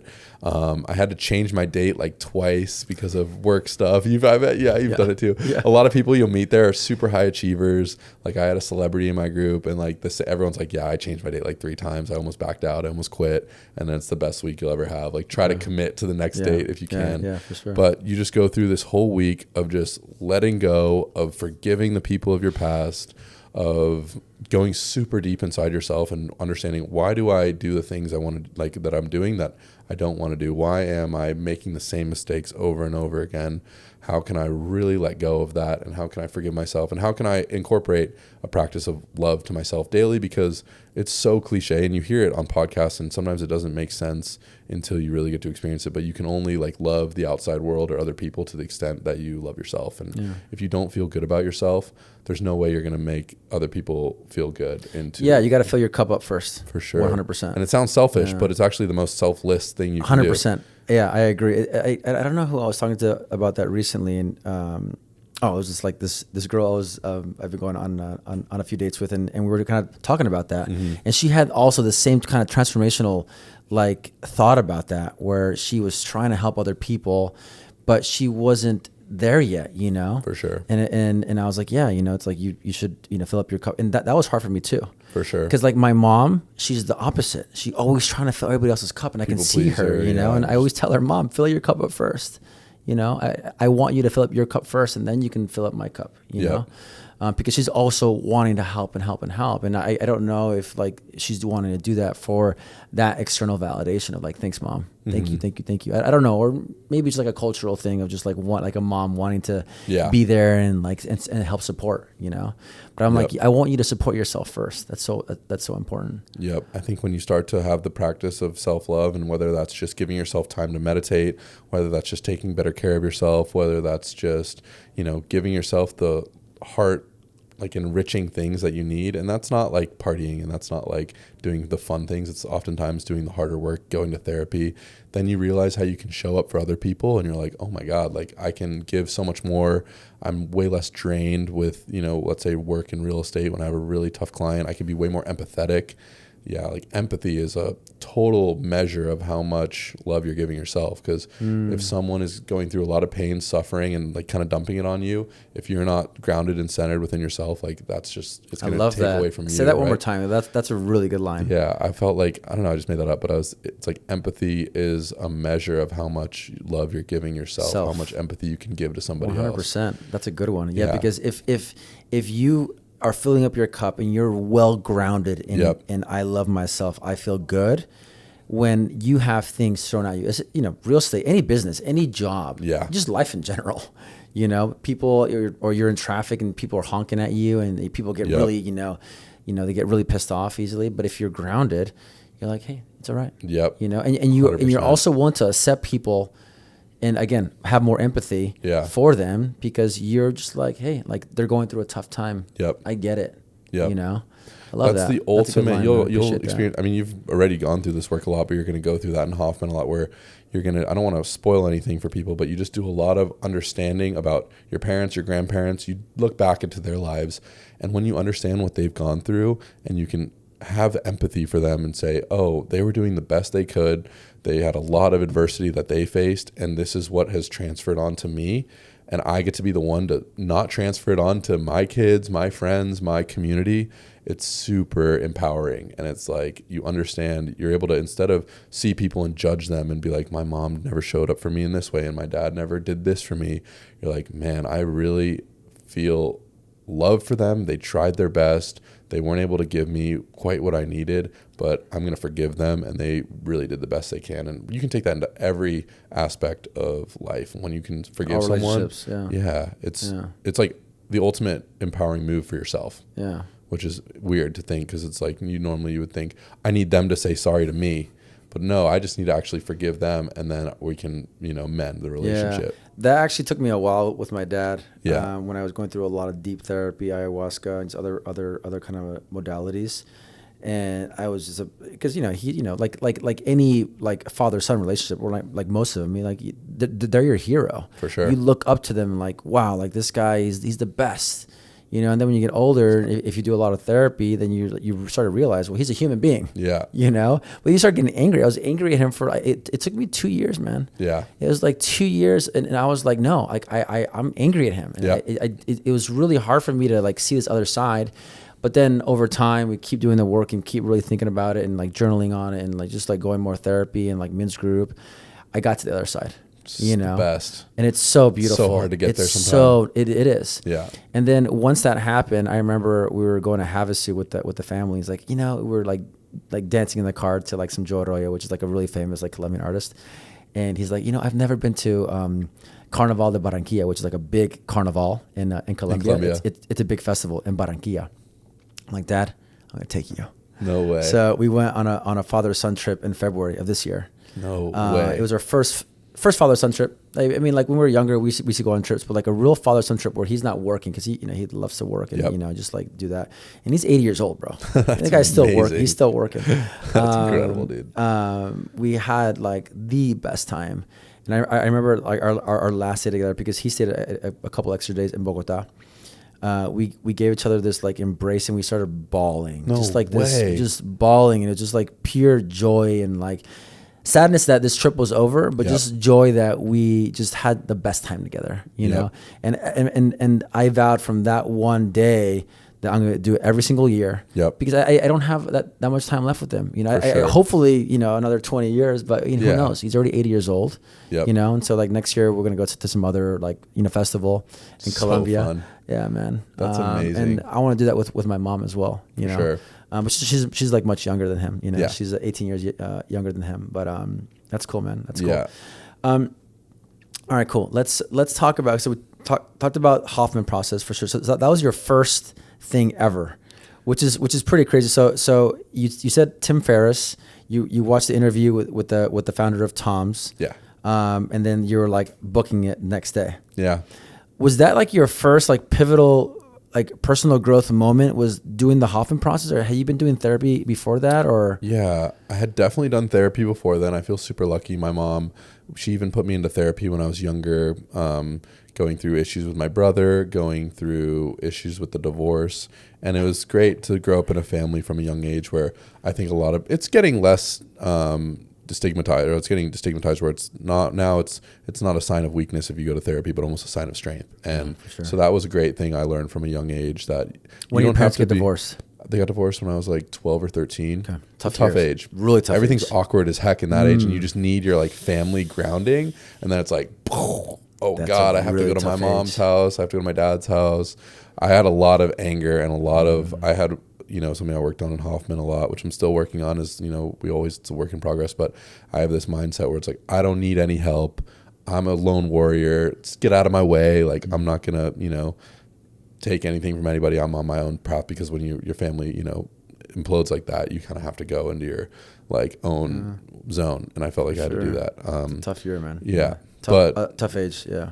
Yeah, for sure. Yeah, because my parents got divorced at the end of my high school, my senior year, going like into in the college. middle. But at that point, I was like, please just get separated. You knew it was coming. Yeah. Yeah, but when I was 13, 14, they were ready to get divorced and selling the house, and it was just, but they ended up getting back together last minute. Wow. But it was that they already done the damage there. Yeah. And then they ended up being together for like 4 years, and it was not good. So it was like, why even be together? Yeah. You know what I'm saying? But 100%. That's a really tough age, man, because you're almost at an age where like, what's going on. Mm-hmm. It's like when you're really young, look, any age is bad, right? Yep. But for sure, I think there are differences. Yeah. 100%. There's but I know that's been tough. And are you finally getting past that? Is it still a process for you that like the divorce? I know for my sister, it's been really tough for her, Yeah. For me, I feel like I've worked on it, and I feel like I'm on the other side, and I'm happy that they got divorced. Yep. I'm same way. I think it's been the best for them that they both got divorced, and it's definitely one of the things that I work on. I'd say it's been one of my, bigger hurdles to work on, but yeah, it's something that's still a work in progress, but I feel like I've really gotten tight with both my parents. I did a trip with my dad at the end of my sabbatical, and I got to have that same experience. And I feel like I've had one thing that was super instrumental. You'll experience this at Hoffman too, is that a lot of the age range is very, at least in my group, and I bet it will be in your group, it's pretty wide. Like I was the youngest one at 26, and then there was someone almost in their 70s, and there's a handful of people in their 50s and 60s. And you do a lot of work on your parents in Hoffman, and a lot of these people, they're finally able to forgive their parents, and their parents are passed away. So it's tough. Like, they get to have these amazing experiences, and they get to, let that weight fall off from their back, but they're not able to have that rekindling. And like having that experience with your dad and having to get to that place while they're still alive is like the biggest gift. Because so many people, it's incredible as you talk to people and hear their stories. They never were able to forgive or let go until their parents have like passed away. And I feel like, nobody has, I don't know, people, they have regrets, or, you shouldn't live with regret, but I feel like that's something that people really sometimes wish they could take that back, because even sometimes their parents did really messed up stuff to them, abusive, or, tore the family apart and made terrible mistakes, addiction. But I've gotten to witness people forgive their parents in both sides when they're alive and when they're dead, from like, horrendous all stuff, walks of life. And it's like the power of forgiveness knows no like boundary. There's nothing that's technically like, if you work through it yourself, you could forgive someone no matter what they've done to you. Yeah, which for is sure. powerful. And it's stuck energy in your body. Literally. And it's I feel I'm not a doctor, but I think a lot of the health issues we have in America or in the world are from that childhood trauma, or just traumas in your life. But a lot of them are in your childhood years. So true. And it's just like stuck energy in your body. And Jay, the guy that I had interviewed in the last interview, he had told me that he got abused sexually by a guy in Pakistan. Because I was asking him about, he had gained 300 pounds and he was on his deathbed. And then this one thing happened, and it changed his life. He was in the hospital, and he got a call. He got a call from his parents, and I think he said that somebody had either was born or that somebody had died in his family, and it was just like that transformation. That one day, he was like, "Okay, I got to make a change," Damn. But his back was all messed up, which is why he gained so much weight. And he didn't know why his back was messed up, and I kept on asking him with the back, why is your back messed up? Like, you didn't car accident? He's playing sport? None of that stuff, you know, and I don't know what the answer is, but it could have been from this thing that happened, you know, this abuse in his younger age. For right? sure. So it's like, I think this is a huge topic to like talk about because people are trying to like, you know, find some Western medicine to fix their problem. Some pill or injection. Yes, something like that. But a lot of it is just like working on yourself. Yeah. And once you do that, man, you're going to feel so much better. You're going to have so much more energy. Like I have so much more energy now that I've been doing this work on myself. I get up earlier. I sleep less. I'm not as depressed. I mean, I've never been really depressed, but just always kind of feeling better. Tough moments. Yeah, exactly. You literally look like, I mean, I remember when I first met you, look younger than when I first met you. Thanks, you probably have people say that to you. And it's funny, at Hoffman, sometimes like people will go back from Hoffman and people will be like, did you get plastic surgery or did you like do something? Because like people let go of so much held on trauma or so much held up energy that they like actually have a physical shift in 1 week. Yeah. And there's an energy field. I know Joe talks about like this energy field around you, you know. And I, when I was talking about it earlier, when I first met you, like because I'm very sensitive with energy because of my dad growing up. He used to, you know, change his personality or his like attitude like this. So I was very conscious of energy, you know. So I can really feel people's energy. I'm very sensitive to that. So when I saw you, I can feel that like really kind of peaceful energy feel around you, you know, like very loving and like just like a heart-centered guy, you know. So that's awesome. I appreciate that. Yeah, the heart is your like energy center. So the more you work on it, the more that you feed it love, the more that you let it open, like your energy, it literally changes. They can measure that. They can, Joe talks about that all the time. I just learned about that like recently that, you know, you got all your chakras and your heart is your energy center. It makes sense because when you're going through a really depressed time in your life or you're going through a breakup, like you're tired, you're lethargic. You don't want to get up, like you sleep more. Yeah, you have like cinder blocks on your feet and you just can't move. Yeah, exactly. Heartbreak it's a crazy how heartbreak is sometimes as ailing as like a literal broken limb. 100%. Heartbreak and people have passed away from like broken 100%. heart. And it could last a long time. Like if you don't deal with it, right? It can you know, like people can, like I remember in my last breakup, I don't know if I told you about it, but I did ayahuasca with my mom, which is amazing. Wow. Yeah. She did it with me. Mom. Yeah, she's moms are strong, right? They're so strong. And she came with me with her husband Edgar. And we were in the jungle and the mountains in Colombia, and I going in. It's not called ayahuasca; it's called yahe. It's the ayahuasca kind of vine in Colombia. But I had a vision of, you know, having a funeral service for my ex. You know, I was super sad, you know, and I was seeing the whole thing just happen before my eyes. Like, whoa! I just buried my ex, and that was it. Like that was me moving on. And it helped me move on so much faster. If it wasn't for that one night of seeing that, you know, maybe it could have been 6 months of just like going through the heartbreak and all that stuff, you know. And it really helped me move on from her, you know, which has been amazing. I want to go and talk about your sabbatical because that was another thing that I really loved about you. I love traveling so much. I love adventure. You do great trips. I've seen. We got to do a trip together. Yeah. Let's plan a trip together for sure. Yes. We'll start with Joe Dispenza and then we'll do a trip. Perfect. But I love adventure. I got that from my dad, from my mom. I did semester at sea in college. Nice. A lot of the kids on semester at sea were from UCSB. The girlfriend I met on semester at sea, who was my next door neighbor, Taryn, she went to UCSB. So that's why I have this like tie to UCSB. But I love the fact that you did a sabbatical in your 20s, bro. Like that is insane. Before you had kids, before you got married, when you're young, when you're energized. So tell me more about. I think you talked about it from like you heard about it from like a Tim Ferriss, maybe like the 4-day work week or something like that. But tell us about it.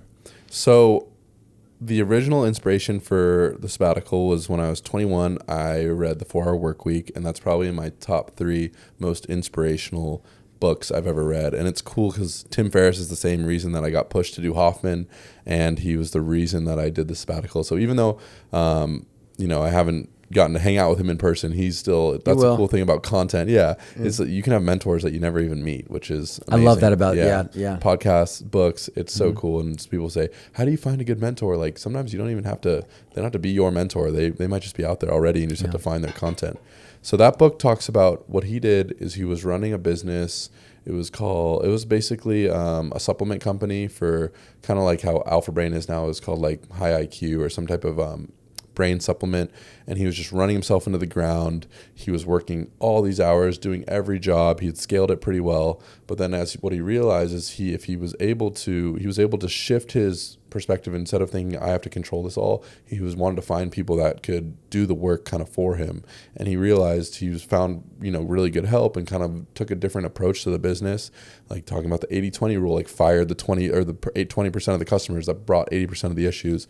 And he was able to just realize that he had this great business and was kind of running on autopilot. He was very early into VAs and to hiring help overseas.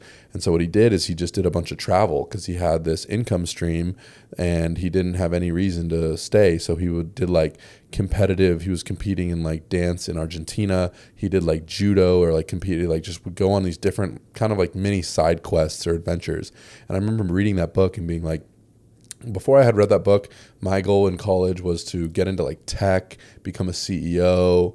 I was like, I wanted to get into business and just crush it. And he's like, and in the book he talks about this, he's like, you don't want to be the richest person in the graveyard. There's no point to working your whole life for the golden era, for the golden years, where even if you retire at, let's say 65 with a big pile of cash, what can you really do at 65 with a big pocket? I mean, you can go on a cruise, you could, shop, you could do other things. But we're doing some cool things at 65. Yeah, we're eating healthy. We're working out. But you're right. The average person in their 60s, they're not as mobile. They're not as energetic. So it makes sense. So that really sparked the thought for me about, okay, what can I do in terms of work that could give me income while I sleep? What could free my time up where I wouldn't have to worry about showing up to a job? And that kind of brought me into real estate, because I was like, wow, in real estate, if you buy property, if you manage property, if you invest, you can have tenants paying your bills or tenants paying the mortgage, and it kind of frees you up a little bit. So that got me into real estate. That got me interested in that. And I got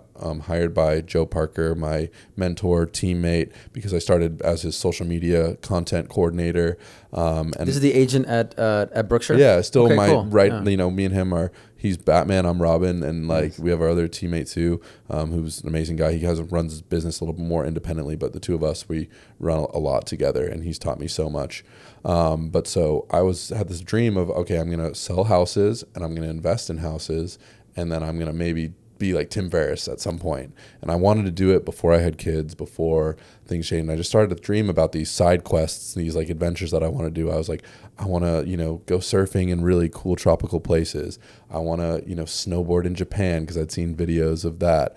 I wanted to go to, historic landmarks in Europe. I had never traveled much of Europe. I did one trip when I was like 12 to England and France. And I started to dream, and then I started to sell real estate.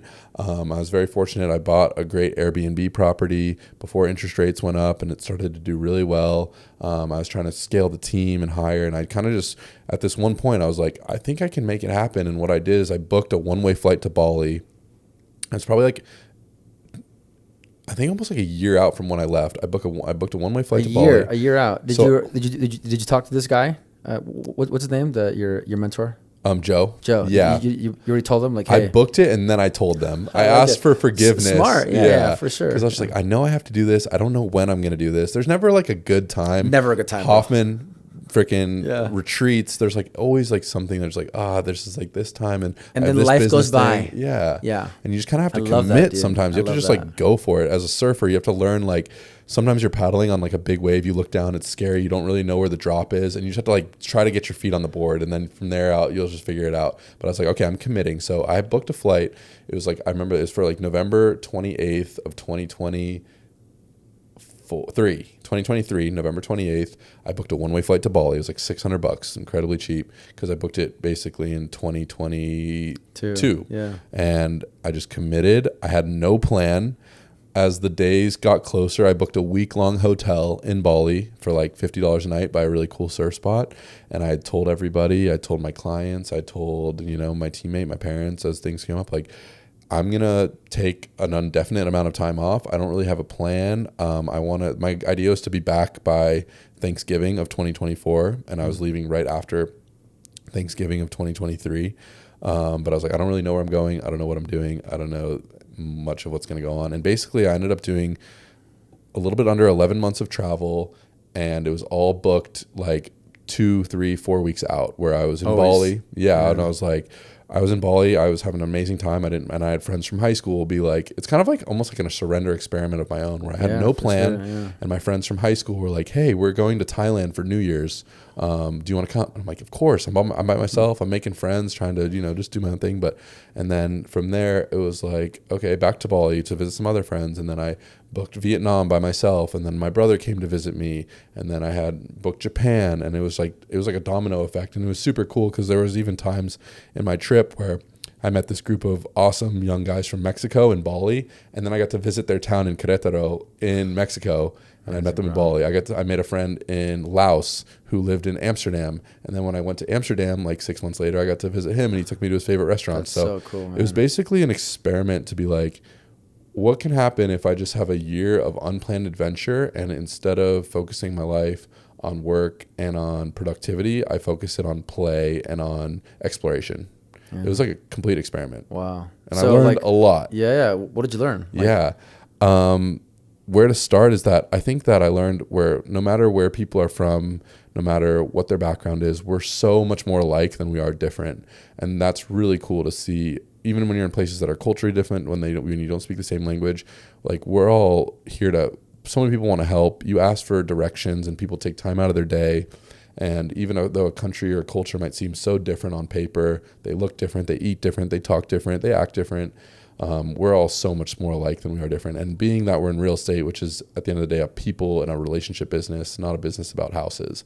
The houses are kind of secondary. It's all about the people. That was really fun to learn. Like, if you really work on your people skills, if you learn how to connect with people, you can connect with all types of people, even people that don't have the same mindset, beliefs, background as you. So that was number one. The second, I think I just gained an immense amount of self-confidence from being like, wow, I can figure this out on my own. I can be lost in a country that speaks no English, and I can find my way home.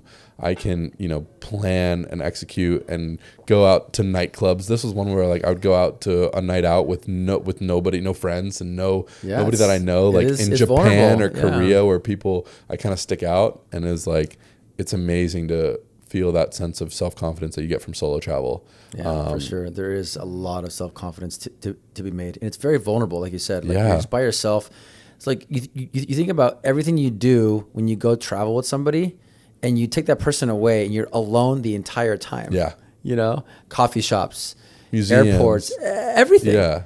So when you got to a town, was your goal just to go and explore, and then you'll just find friends? Like, how did you meet people? Yeah, great question. When I got to a new town, I felt like I tried to implement a couple items of routine. I tried to always find a gym.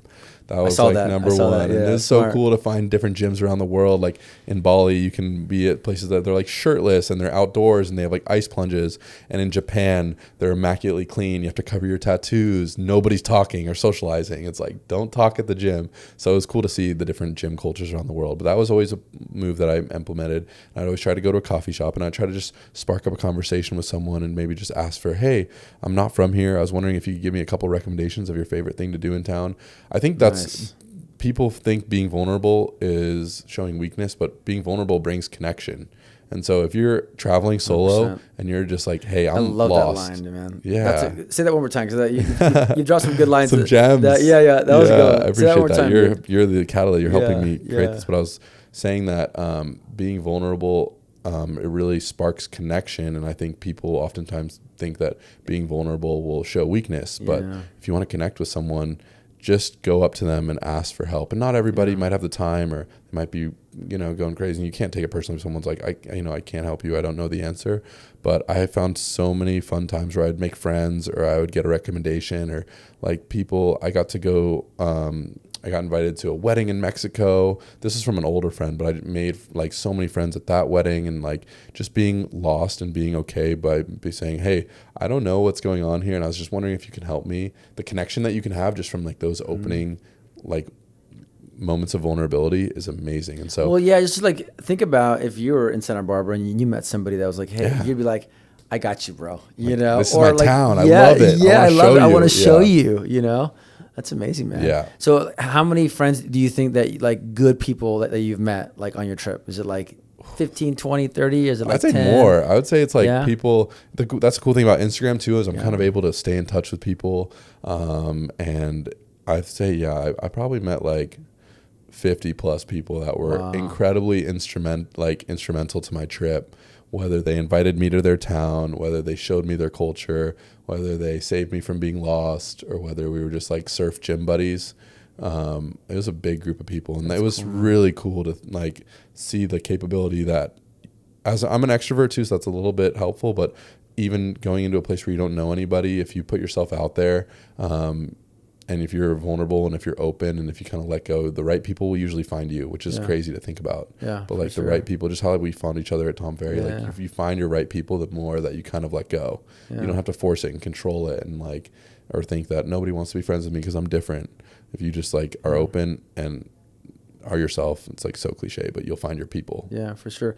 What were some pivotal moments in your trip? Yeah. Obviously over time you said you felt like more and more confident, right? Putting yourself out there, being more vulnerable. For sure. Being able to adapt to the different cultures, language, situations. Yep. But talk about, are there any like moments where you were depressed or like you just, I'll give you a couple moments that were really instrumental if I think back to my trip. The first is definitely being lost in Japan, because the train system is so complex. So confusing. It's the train insane. station is like... Yeah, the amount of people, just the cultural differences, how like people are very quiet and they don't make as much eye contact and they're kind of in their own respectful zone. I tried to go to Mount Fuji and just got so lost. And one thing that was interesting on my trip too, that people would like kind of give me crap for, but I thought it was kind of fun, is I didn't have a data plan. I would only have service when I had Wi-Fi. So like if I was out and about without data, I didn't have like GPS unless I had downloaded the map. The map, yeah. But for sometimes sure. I do. But so for like in Japan, I was trying to figure out the train system without Google, like because I was like on the train trying to go to this big mountain. And I got super lost, but I found this great cafe, and this guy made me this amazing like steak and like vegetable dish and like a little cheesecake, and we had a great time. And I tried to find the mountain, and I finally found the mountain. Like at the end of the day, I kind of got to look up at Mount Fuji, and then I was like, oh, it's getting dark. I got to go home after like hours of being. No way. And I was texting my mom like, hey, can you like look this up on Google really quick? Like I'm lost. And it was there a reason why you didn't get a data plan? Was it money, or was it because you really wanted to maybe just like see what happened? Mm-hmm. It was like, it wasn't money. It was just like, I think I was kind of lazy because like in every new country, you'd have to get a new, and my phone wasn't like jailbroken at the time. So I'd have to like get a physical, like I was like, forgot to jailbreak it or whatever the heck. And like, I was just like, you know what? Like, I'm going to just try to do this a little bit old fashioned way. Cause I also knew that if I had data at all times, like it'd be like, oh, I can go to Instagram, or, oh, I can. That's a good point. Like, That's a good point. And I definitely get it sucked allows you into to like Instagram disconnect. It allowed me to be present, to be like, okay, I'm just going to like listen to music and like enjoy the scenery instead of watching like a Netflix while I'm on like a 2-hour train ride, because I just don't have that. So that moment was really instrumental, just getting so lost, feeling defeated, but at the same time being like, I gave it my best shot. I had a fun day and I'm still okay. So even though like I tried everything, I got lost, I kind of felt defeated. It was just like you pick yourself back up, and I got back after it the next day and had a great next day. Did you feel loneliness at all? For sure. Yeah. Dude. Okay. So lonely at sometimes, just be like, what am I doing? All the people that I love and know are back at home. Why am I just here all by myself? Was that in the beginning, in the middle, end, or kind of sporadic? Spread out. Okay. Because also there would be times where I had a great group of friends and then I had to leave. And then you're like, I just had this whole squad of friends or people that I'm hanging out with, and now I'm in a new country by myself, because I ended up doing 30 countries in the 11 and a half months. And that's a lot, 30 countries. Yeah. So you were never in one spot for too long. Bali, I was there back and forth for like 6 weeks, but that was the longest stint I had in any country. Japan, I did for like 3 weeks, but there were places in Europe that I went to for like 2 days. Like I did 2 days in Berlin. So it's hard to find friends or meet friends and have a connection in that short of time period. For sure. As my trip got longer, which is great, like I went to a music festival in Croatia and I met all these Europeans. So I was able to have a friend in Berlin who took me to their coffee shop and told me where I should go out at night. And so it got a little... What's that? Did you go to Ultra? No, I went to Defected in Croatia. Okay, it was cool. amazing. With Where? the same friends in Croatia, like outside of Split on this little beach, with the same friends that I went to Thailand with. Nice, and like house music like revelation, and now I'm trying to learn how to DJ. Oh yeah, I'm glad you brought that up. I will talk about that in a second. Yeah. I was in Split for Yacht Week Ultra. Oh no way! That must have been insane. It was like 10 years ago, but it was so much fun. Dude, Split's incredible. Split's incredible, right?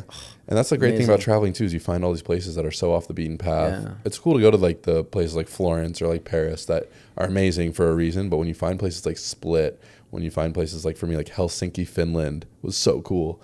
Places, you know, like Krakow, Poland, or you know, there's so many. Yeah, there's so many gems. I love Medellin, by the way. Medellin, yeah, sick, beautiful, right? Yeah, insane. Yeah, that's the best awesome, time. Dude. Yeah. But yeah, that's travel exploration is like you just never know what you're gonna find, and the adventure is so fun because it's just you have like an undecided end goal where it's not like I'm going here. It's like I don't know where I'm going, and I'm gonna figure it out. 100%, and I think that's what drives me to like, that's like my big why, at least for.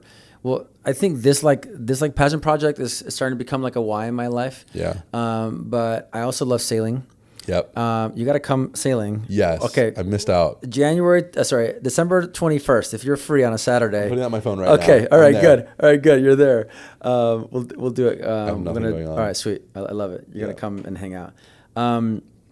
But I think sailing for me is that adventure. You know, where you just don't know where you're gonna go. I mean, obviously here in LA, you're gonna go here and they're gonna come back. You can't control everything. But like my goal is to like sail around the world, and it like that excites me. Like I don't want to die 80 years old and just be like, what did I do in my life? I just worked my whole life and I have $5 million in the bank or whatever it is. Yeah. This many property, like that doesn't, like you said, totally. That doesn't do anything. I want to die and be like, I was able to help this many people, and I was able to push myself to the limits of whatever it is, adventure or travel or physical or mental or spiritual, like pushing the limit of that. I want to touch base on that because I thought about before I came on this podcast, what, I'd like to have somebody walk away with. And I wanted to talk about what does it mean to like follow your dream, and like what is that even a dream? It's like not like a dream, it's like a vision. It's like it's something that you haven't done, but you know it's right for you, which is like weird to think that it's like, even though you haven't done it, whether it's sailing around the world, for me it was my sabbatical. I knew it was something I had to do. And the thing about a lot of times a vision or a dream, we all have them, we all think about them, but there's going to be a lot of people that tell you you're crazy or that you shouldn't do that. For me, I had so many people being like, why are you walking away from your business? You've just built it up so much. Like, what are you going to do about your business? Blah, blah, blah. And what, you're crazy to think that you can just leave for a year. But in my mind, I'm like, you're crazy to think you can never leave for 1 year to go explore the world. Like, you're crazy to not want to explore the world for a year. So if anyone can take away one thing from my story, it's like when you have those visions, when you have these dreams, these ideas, something like a sailing trip around the world, it doesn't matter how crazy it is. If it feels so right to you, like, just do it. Like, no, it doesn't matter how you'll do it. It doesn't matter, the intricacies and the details.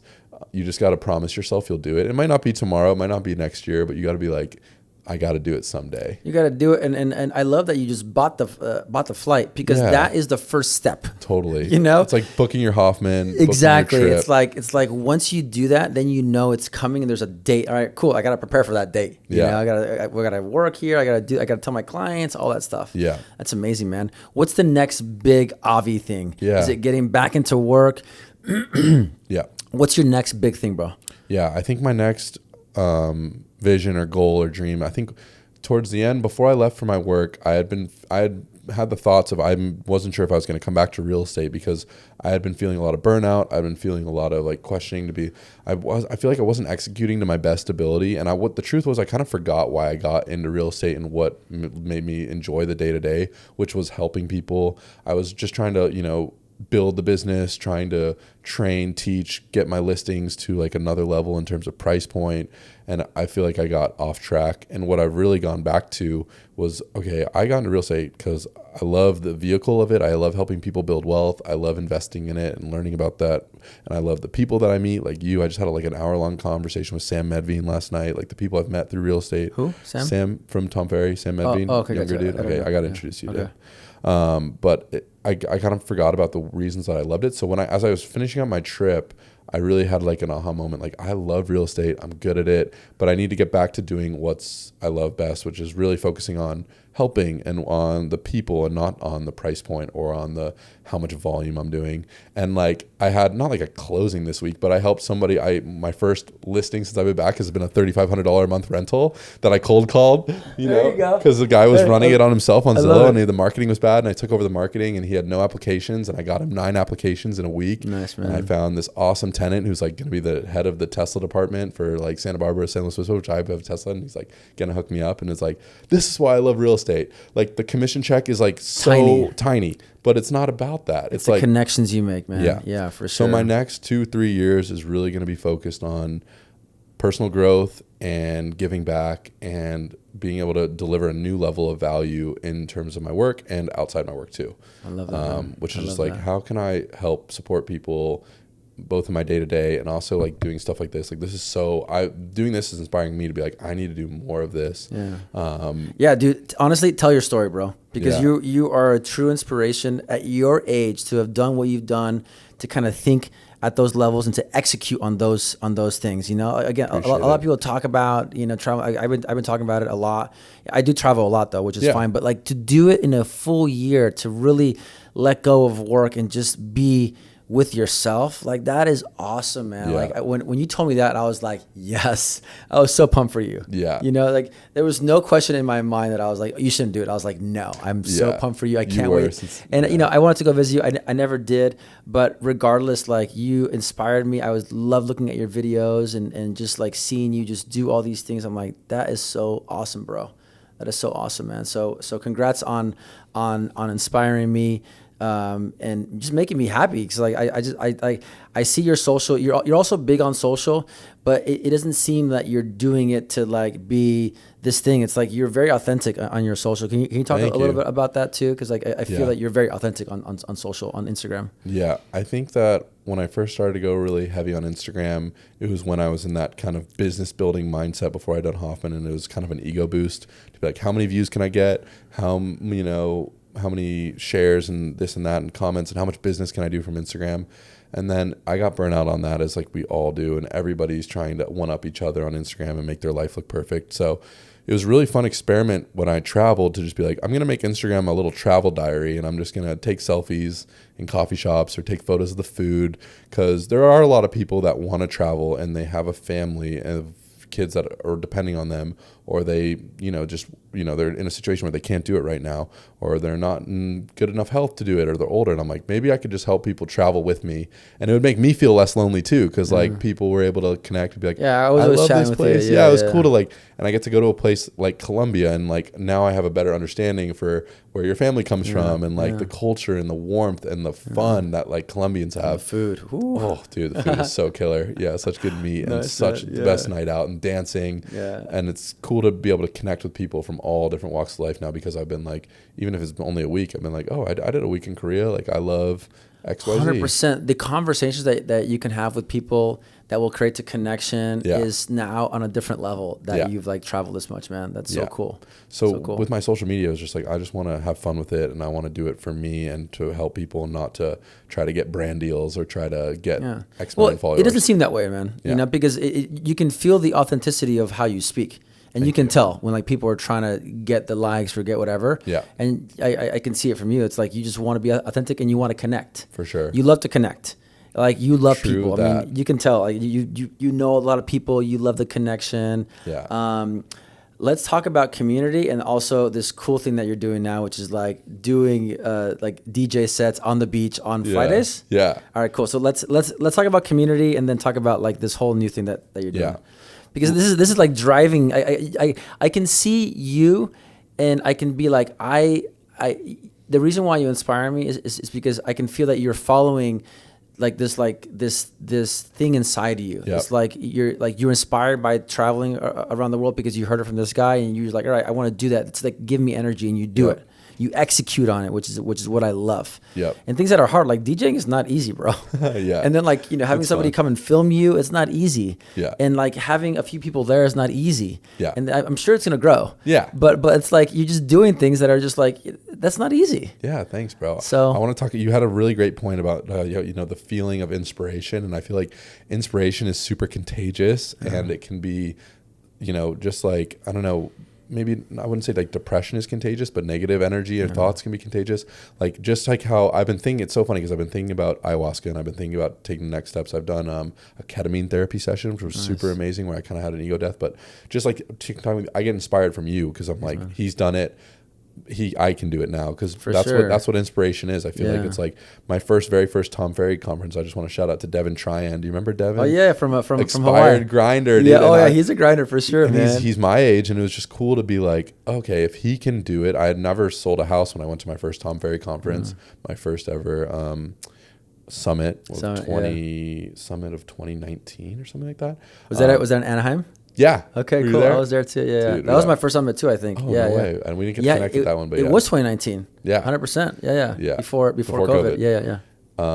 But so I remember just being like, if he can do it, I can do it. And that's how I feel about, Dispenza and even Hoffman through the podcast. If he can do it, maybe I can do it. And it's like, we're being right now just on this podcast tools of inspiration. Someone's going to watch this and sign up for something or make that decision. And you're a huge inspiration by just setting this up and bringing these conversations to the public. So I was just thinking, community's always been so important to me. I'm so blessed. I have a handful of my best friends from high school from Colorado who have moved to Santa Barbara. Really? From COVID. There was 4 of us, and then one of them was one that got me into Dispenza. He's not in Santa Barbara anymore, so there's 3 of us, and for 4, including myself. But of my best friends from when I was 16, amazing. And Get out of here. it's such a blessing. That's so cool, man. And that's so awesome. Community has always been to me like the people I surround myself with is my like rock and my center. And I feel like I have the best community from my personal friends. I have the best community through Tom Ferry. That's a huge pillar of my community. I have a Joe Dispenza community that I'm forming. And I was really, after traveling the world, getting really into house music, starting to like about a little DJ mixer. And I was just like, I've always been into music and I played guitar, but I'm like, DJing is one of those ones where I don't really want to like have a guitar performance where I perform in front of people. That's too much stress and too technical. Like I'll jam on my own, but DJing is something where it's like, I could do that in front of a crowd, even if it's not good at the start. So I had this idea because all these cool clubs have been popping up. You've probably seen like Coffee and Chill or like Run Club. And I was like, these are so cool because we live so much online these days. People are craving in-person connection where you can just go meet people. That's what's so great about Tom Ferry is you bring every group of people from all different backgrounds, from different places where they live, and they all have kind of a little bit of mutual interest, whether it's real estate or whether it's fitness or whether it's whatever the heck. So I had this idea. My buddy Veer kind of helped me like spark it, and he's the one who's doing a lot of the content and like setting up. And I was like, I want to start a sunset club because I love sunsets. I don't get to watch enough sunsets because it's like the day gets by you and you're like, dang it. And we live by the beach, you and Marina and me in Santa Barbara, we have amazing sunsets, like way more often than not. And a lot of people people come and pay a lot of money to come to our towns to watch sunset and to be at the beach. So I'm like, I'm going to just set up a little bit of music and watch the sunset. And even if nobody comes out, it's a total win. Yeah. That's so cute. That's cool. It's like a non-loss, just like almost like, how you set up this podcast, not thinking about, you might not want to be the next Rogan, but you could be. But it's like the Sunset Club was just an idea where it's like, we're just going to have fun. We're going to jam. And it's been cool. We've had 10 plus people come out to these times. I saw there's more and more people, man. That's really cool, brother. We're going to do one this Friday. Where's it at in Santa Barbara? We've done it at East Beach. East Beach? Okay. Yeah, East is that Beach north or south of the pier? Or? It's south of the pier where all the volleyball courts are. Okay, yeah. It's really big I know beach. that's at. Yeah. Okay. It'd be fun to have you sometime. And is it allowed? Is it allowed? Yeah, you're allowed to have music out there? Yeah. Is it No super loud? Is it chilling? We got a bigger speaker for our last one because we had a smaller speaker. We're upgrading, we're stepping up. Yeah. It's gotten a little, but we're not blasting it super loud, but it's definitely loud enough where the volleyball players can play it. But I'm the DJ and I'm just curating like really mellow, chill sets. I'm not trying to make all the volleyball players pissed. A lot of Rufus. Rufus and like kind music and mellow, gentle. It's just a great way to I love any type of tradition where it's just like an end of the week, whether you have your Sunday night routine or your Monday morning routine, whenever there's like a little time where you can set the tone. And Friday afternoon is after you've been working hard. There's that great Friday afternoon feeling. And what time on Friday? Well, we try to go like 30 minutes before sunset. So in the summer, it's going to be much later, and it's going to be awesome because more people will be able to come. Yeah. Because right now the sun's setting at 5, so we set up at 4:15, 4:30, and go until 5:30. But in the summertime, sunset will be like 8, and we could set up at 7:30 or 7 and go until for a while. Yeah, exactly. Yeah. So the idea is just to bring people together, who just want to chill, watch sunset, make a new friend or two, listen to some music. And Bro, I love that. It's a low-key plug to that. just force myself to get better at DJing, because it's like I have a performance every week. I got to prep for it, and it would be fun to like play some real venues. Like my dream, this is really okay, cool. It would be like let's hear a Tom Ferry event to like rent a place, and instead, you know, like when they have these mixers, like all DJ like an event at Tom Ferry. Dude, let's go. Let's do that. Yeah, we should that sounds dope, man. That sounds awesome, man. I mean, I could try to run it in Orlando, but I'm close. Maybe I'll make a couple calls. I have my sets, and like I could do it, but I'm probably more of a year out from being like a really solid performer. Yeah, I'm pretty novice right now, but it's so fun. But you enjoy it's all that matters. It's like you enjoy the process. So as long as you're having fun, that energy is gonna, like, everybody's gonna start feeling that energy through the music. Whenever there comes to like a creative project, I feel like if you can have a situation where even if it was to completely fail, it'd still be a win. Like, let's say this podcast, even if nobody was to view it, I'm still getting so much value out of it. You're still getting so much value out of it. Even if the cameras were to explode, like, it's still a win.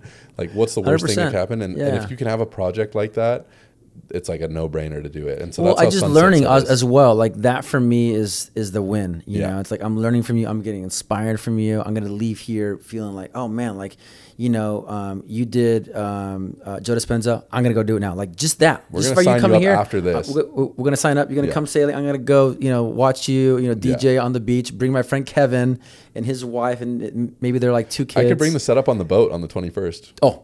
Let's do it. Done. You have electricity, right? Oh yeah, for sure. Yeah, it's got a good sound system. We're doing that. Well. I'm DJing. All right, cool. All right. Oh, that's gonna be dope. Dude, that's gonna be I love so it. fun. All right, cool. Let's end this. Yeah. I feel like we'll probably do this again at some point, for sure, man. We should. I want to have you on my podcast someday that you've inspired me to create. Yeah, for sure, man. For sure.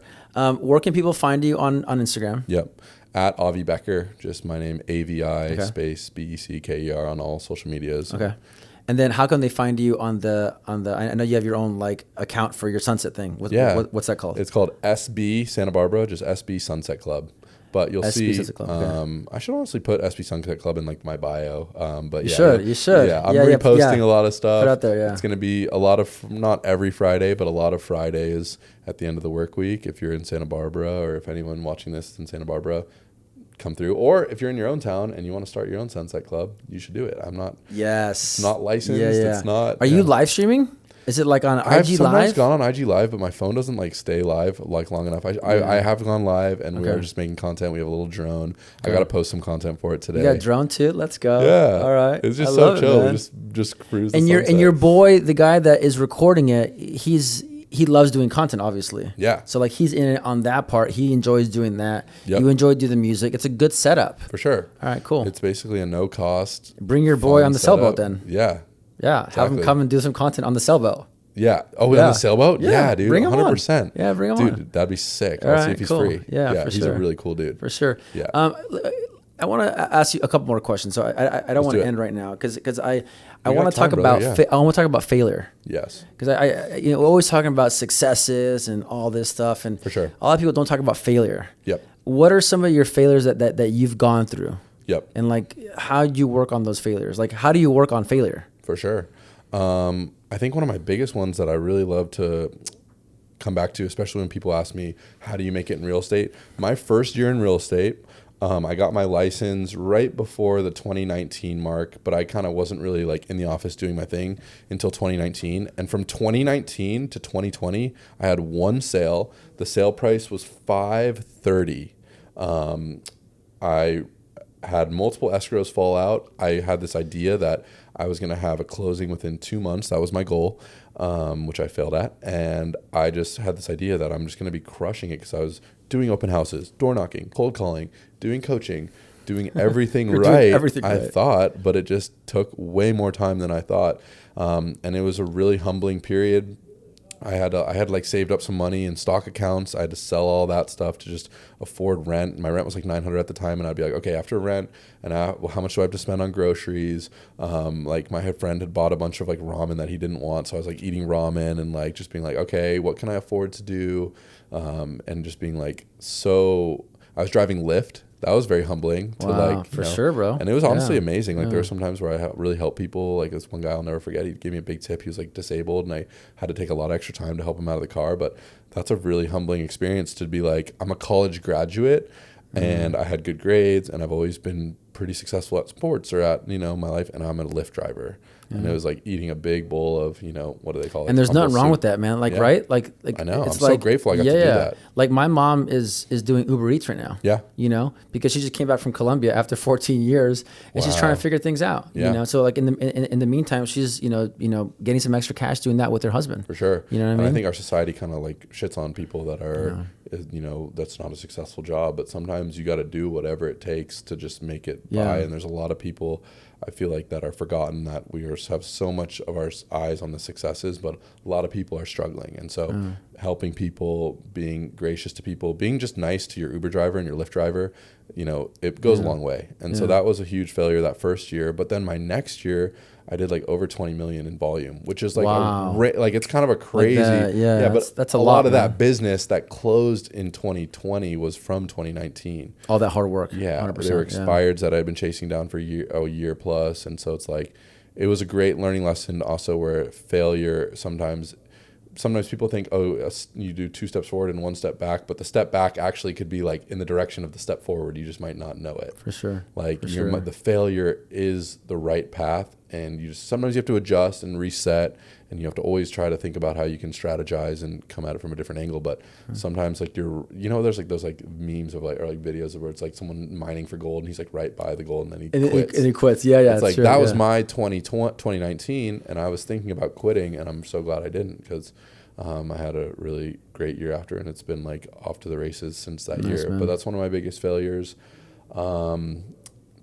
I've definitely had like failed relationships and heartbreak. That heartbreak is one of the biggest teachers, which, you know, I really thought that being successful and focusing on work would heal the heartbreak that I experienced after when I was in like a 4.5 year long relationship all through college.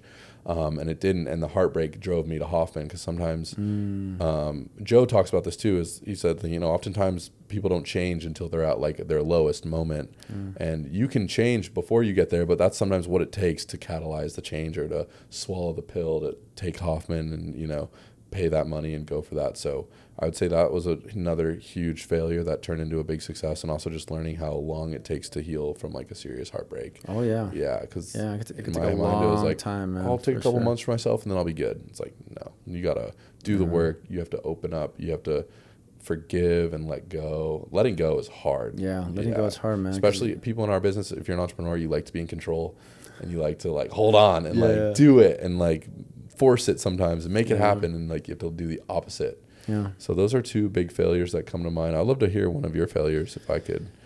Yeah, for sure, man. I think my biggest one is, you know, in my previous real estate life, you know, like I started with my mom for about 3 years, and I feel like, you know, was doing pretty good. Started in the middle end of 2006. Wow. So it was at the tail end of the hot market, and then we went to the Great Recession, right? Yep. So luckily I don't have a lot of bills, right? Otherwise I'd be crushed. Yeah. Right? But you know, I was doing pretty well, and then in 2009 my mom moved to Colombia, because I started working real estate with my mom. Mm-hmm.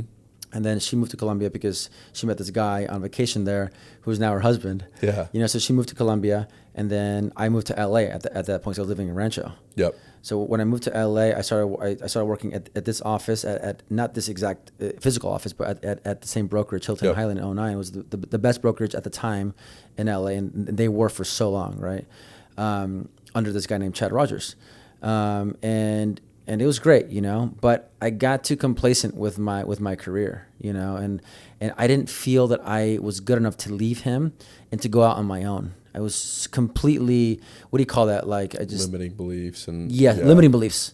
Did not feel that I can do it on my own. Yep. And then I was with him for 10 years, bro. Yeah. And I was making good money, you know. I was making like not amazing money, but like in LA, I would say it's like average to below average for my age. I would say probably below average, because I was making like, you know, 150 to 220 a year, like in the average, right? Yeah. But I was really good with my finances, but I wasn't pushing myself at all. Yeah.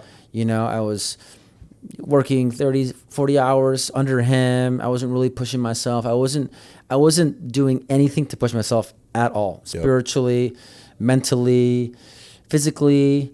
I was partying a lot, not like a ton, but I was partying. I was traveling a lot, which is cool. I love traveling. But I wasn't really pushing the boundaries. I was plateaued, bro. Yeah. I would say I got here in 2009. I would say I put myself out there by coming to LA. I was dating the girl from UCSB who moved to Brentwood from semester at sea, right?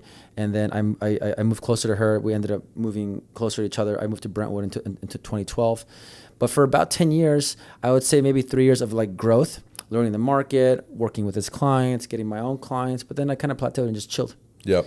For about 7 years. Yeah. And then I ended up, me and the ex, Taryn, we didn't work out. Went through a couple relationships, and then I met JJ, who was my last girlfriend. And then she was an entrepreneur, and I was sitting here working under Chad still. I was 36 years old, I think, or 35 or something like that.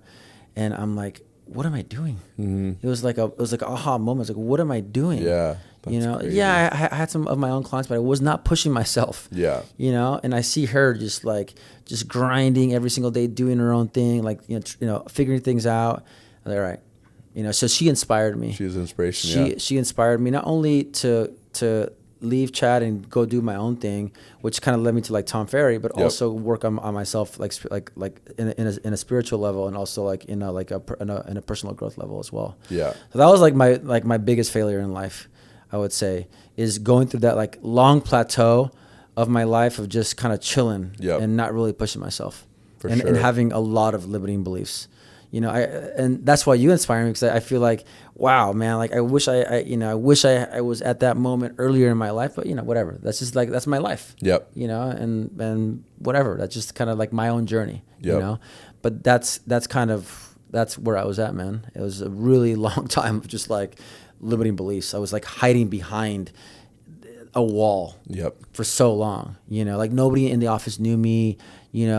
Until I got to Tom Ferry, and then after that, it was I just was a new person, man. It's incredible. And then from there, I did ayahuasca, and then I grew into I was a completely domino different person. Effect of completely different change. person. Yeah. And honestly, I give a lot of that to JJ. That's amazing. Because she really inspired me to really get out of, just this. And she didn't really push me. It was just I saw her. Yeah. You know what I'm saying? And it's a lot of times. Inspired by her. Yeah. Exactly. I feel like we're such creatures of habit. Sometimes habit can be a downfall, where your habits are so mundane and things aren't going great, but they're not going bad. It's hard to change sometimes when you're in that middle ground. 100%, man. Sometimes you just need some deep inspiration or something to wake you up, because I feel like a lot of people, they live their life on autopilot for sure. I was almost embarrassed in that moment, I was almost embarrassed to be where am I at in life? I'm already 36 years old.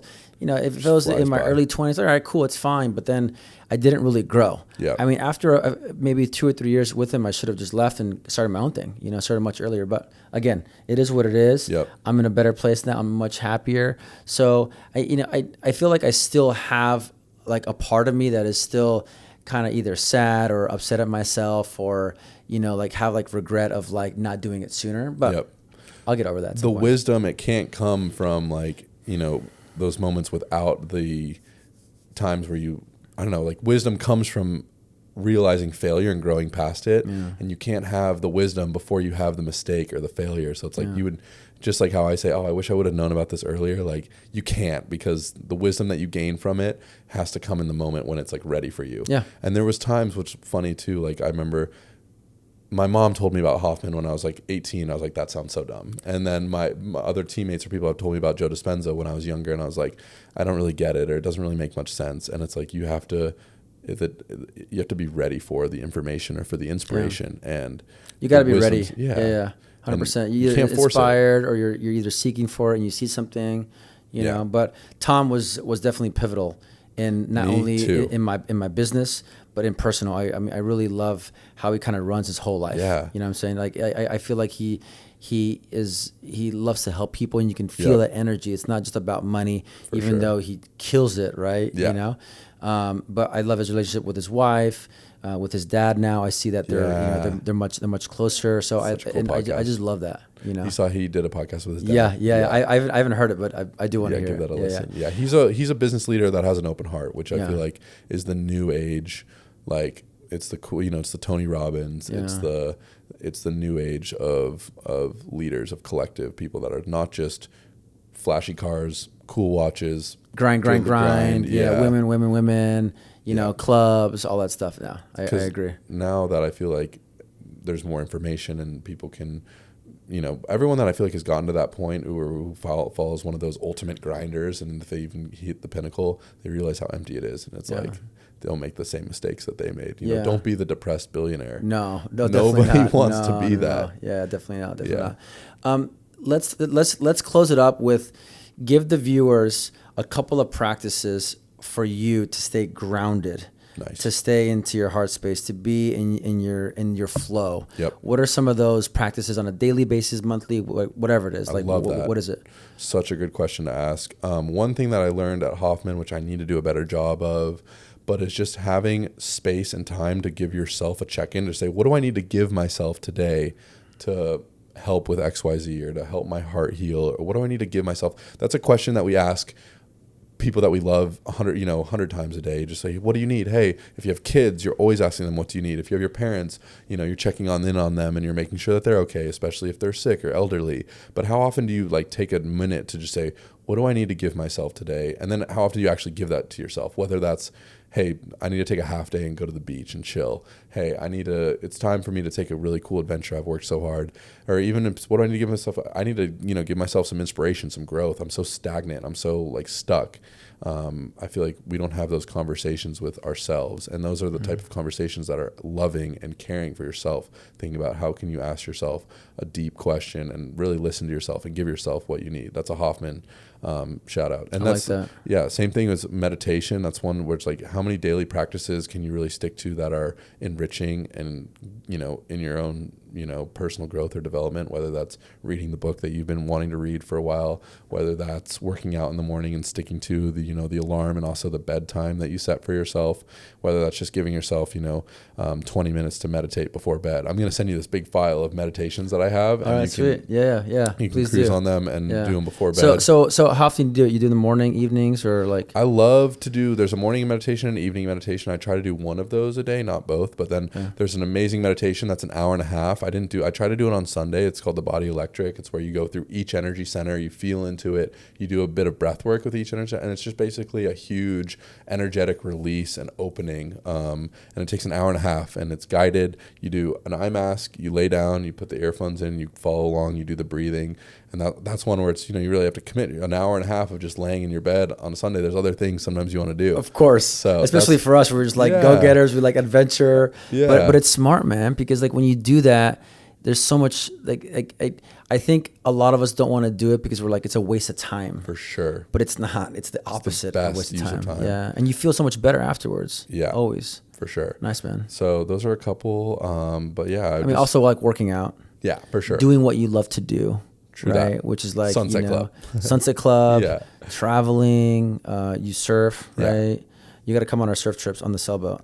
Yeah. Yes. Well, yeah. To the islands. I've seen you do that. Yeah. That was so cool. Yeah, but yeah, it's definitely you have to give yourself what you want, but at the same time, you have to have discipline to know what's good for you long term, because sometimes what you want is a cheeseburger and fries and a huge dessert, and that's okay at times, but you have to have that discipline too, to be what's really good for me long term. The more you love on yourself and the more you treat yourself, you'll be able to splurge, you'll be able to take those trips or do those things, but also know what's good for you long term. And that partying every weekend is not good for you long term, even though a great party is the best, here and there. So it's I just did my one party night on Friday.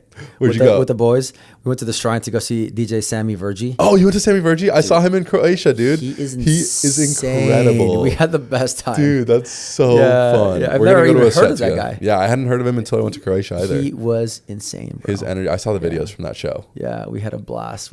There's something spiritual about house music, and I feel like I'm starting to learn that where I always would see people like dancing until 9 a.m. and I'm like, why are they staying up so late? And yeah, there might be some party favors involved, but sure. There's something connected with like house music and spirituality that I'm starting to learn to be like, you kind of almost, when you're in a deep meditation, you have this euphoria, and sometimes when you had a great show and you feel everybody's energy. And so that's what I feel like learning how to DJ maybe is gonna help me mix that. There's definitely, it's like binaural beats and all the beats that like Joe Dispenza, like there's some frequencies there. Changes your energy and changes your state. 100%. Yeah, 100%. You leave those shows having like this incredible euphoria. Right? Yeah, for sure. By the way, you got to come to see Rufus Du Sol. Yeah. At the Rose Bowl. Yeah. I have tickets for them in Denver, but I should come to. You gotta come. I come stay with you. Pit one. Yeah. We got a crew already going. Let's go. It's gonna be a blast, bro. Their music is incredible. Middle of summer. In the Rose Bowl. It's my most listened to artist. Me too. On YouTube Spotify music. Wrapped. Yeah, for sure. They're number one. Avi, honestly, bro, it's an honor to have you on here, brother. Thank you This has been so awesome. for saying yes and just coming and just doing it and just being an inspiration to me, to a bunch of other people that I'm sure that you're inspiring. Good luck with all your stuff that you're doing, brother. I love you. I'm so happy that I get to now get to know you more, man. Honestly, like on a really deep level, I get to know about your childhood a little bit more. We'll spend some more time together. I love what you're doing, and yeah, man, thanks for coming out. You're such an inspiration. This podcast, the way you run the business, the way that everybody, if you ever met anyone at Tom Ferry that knows you, like, oh, you got to meet Paul. Like thanks, everybody man. Knows you, dude, and it's because you spread so much love, joy, and keep doing it. Let's keep doing it, brother. Let's go. All right, bro. Thanks, man. Brother. Thank you.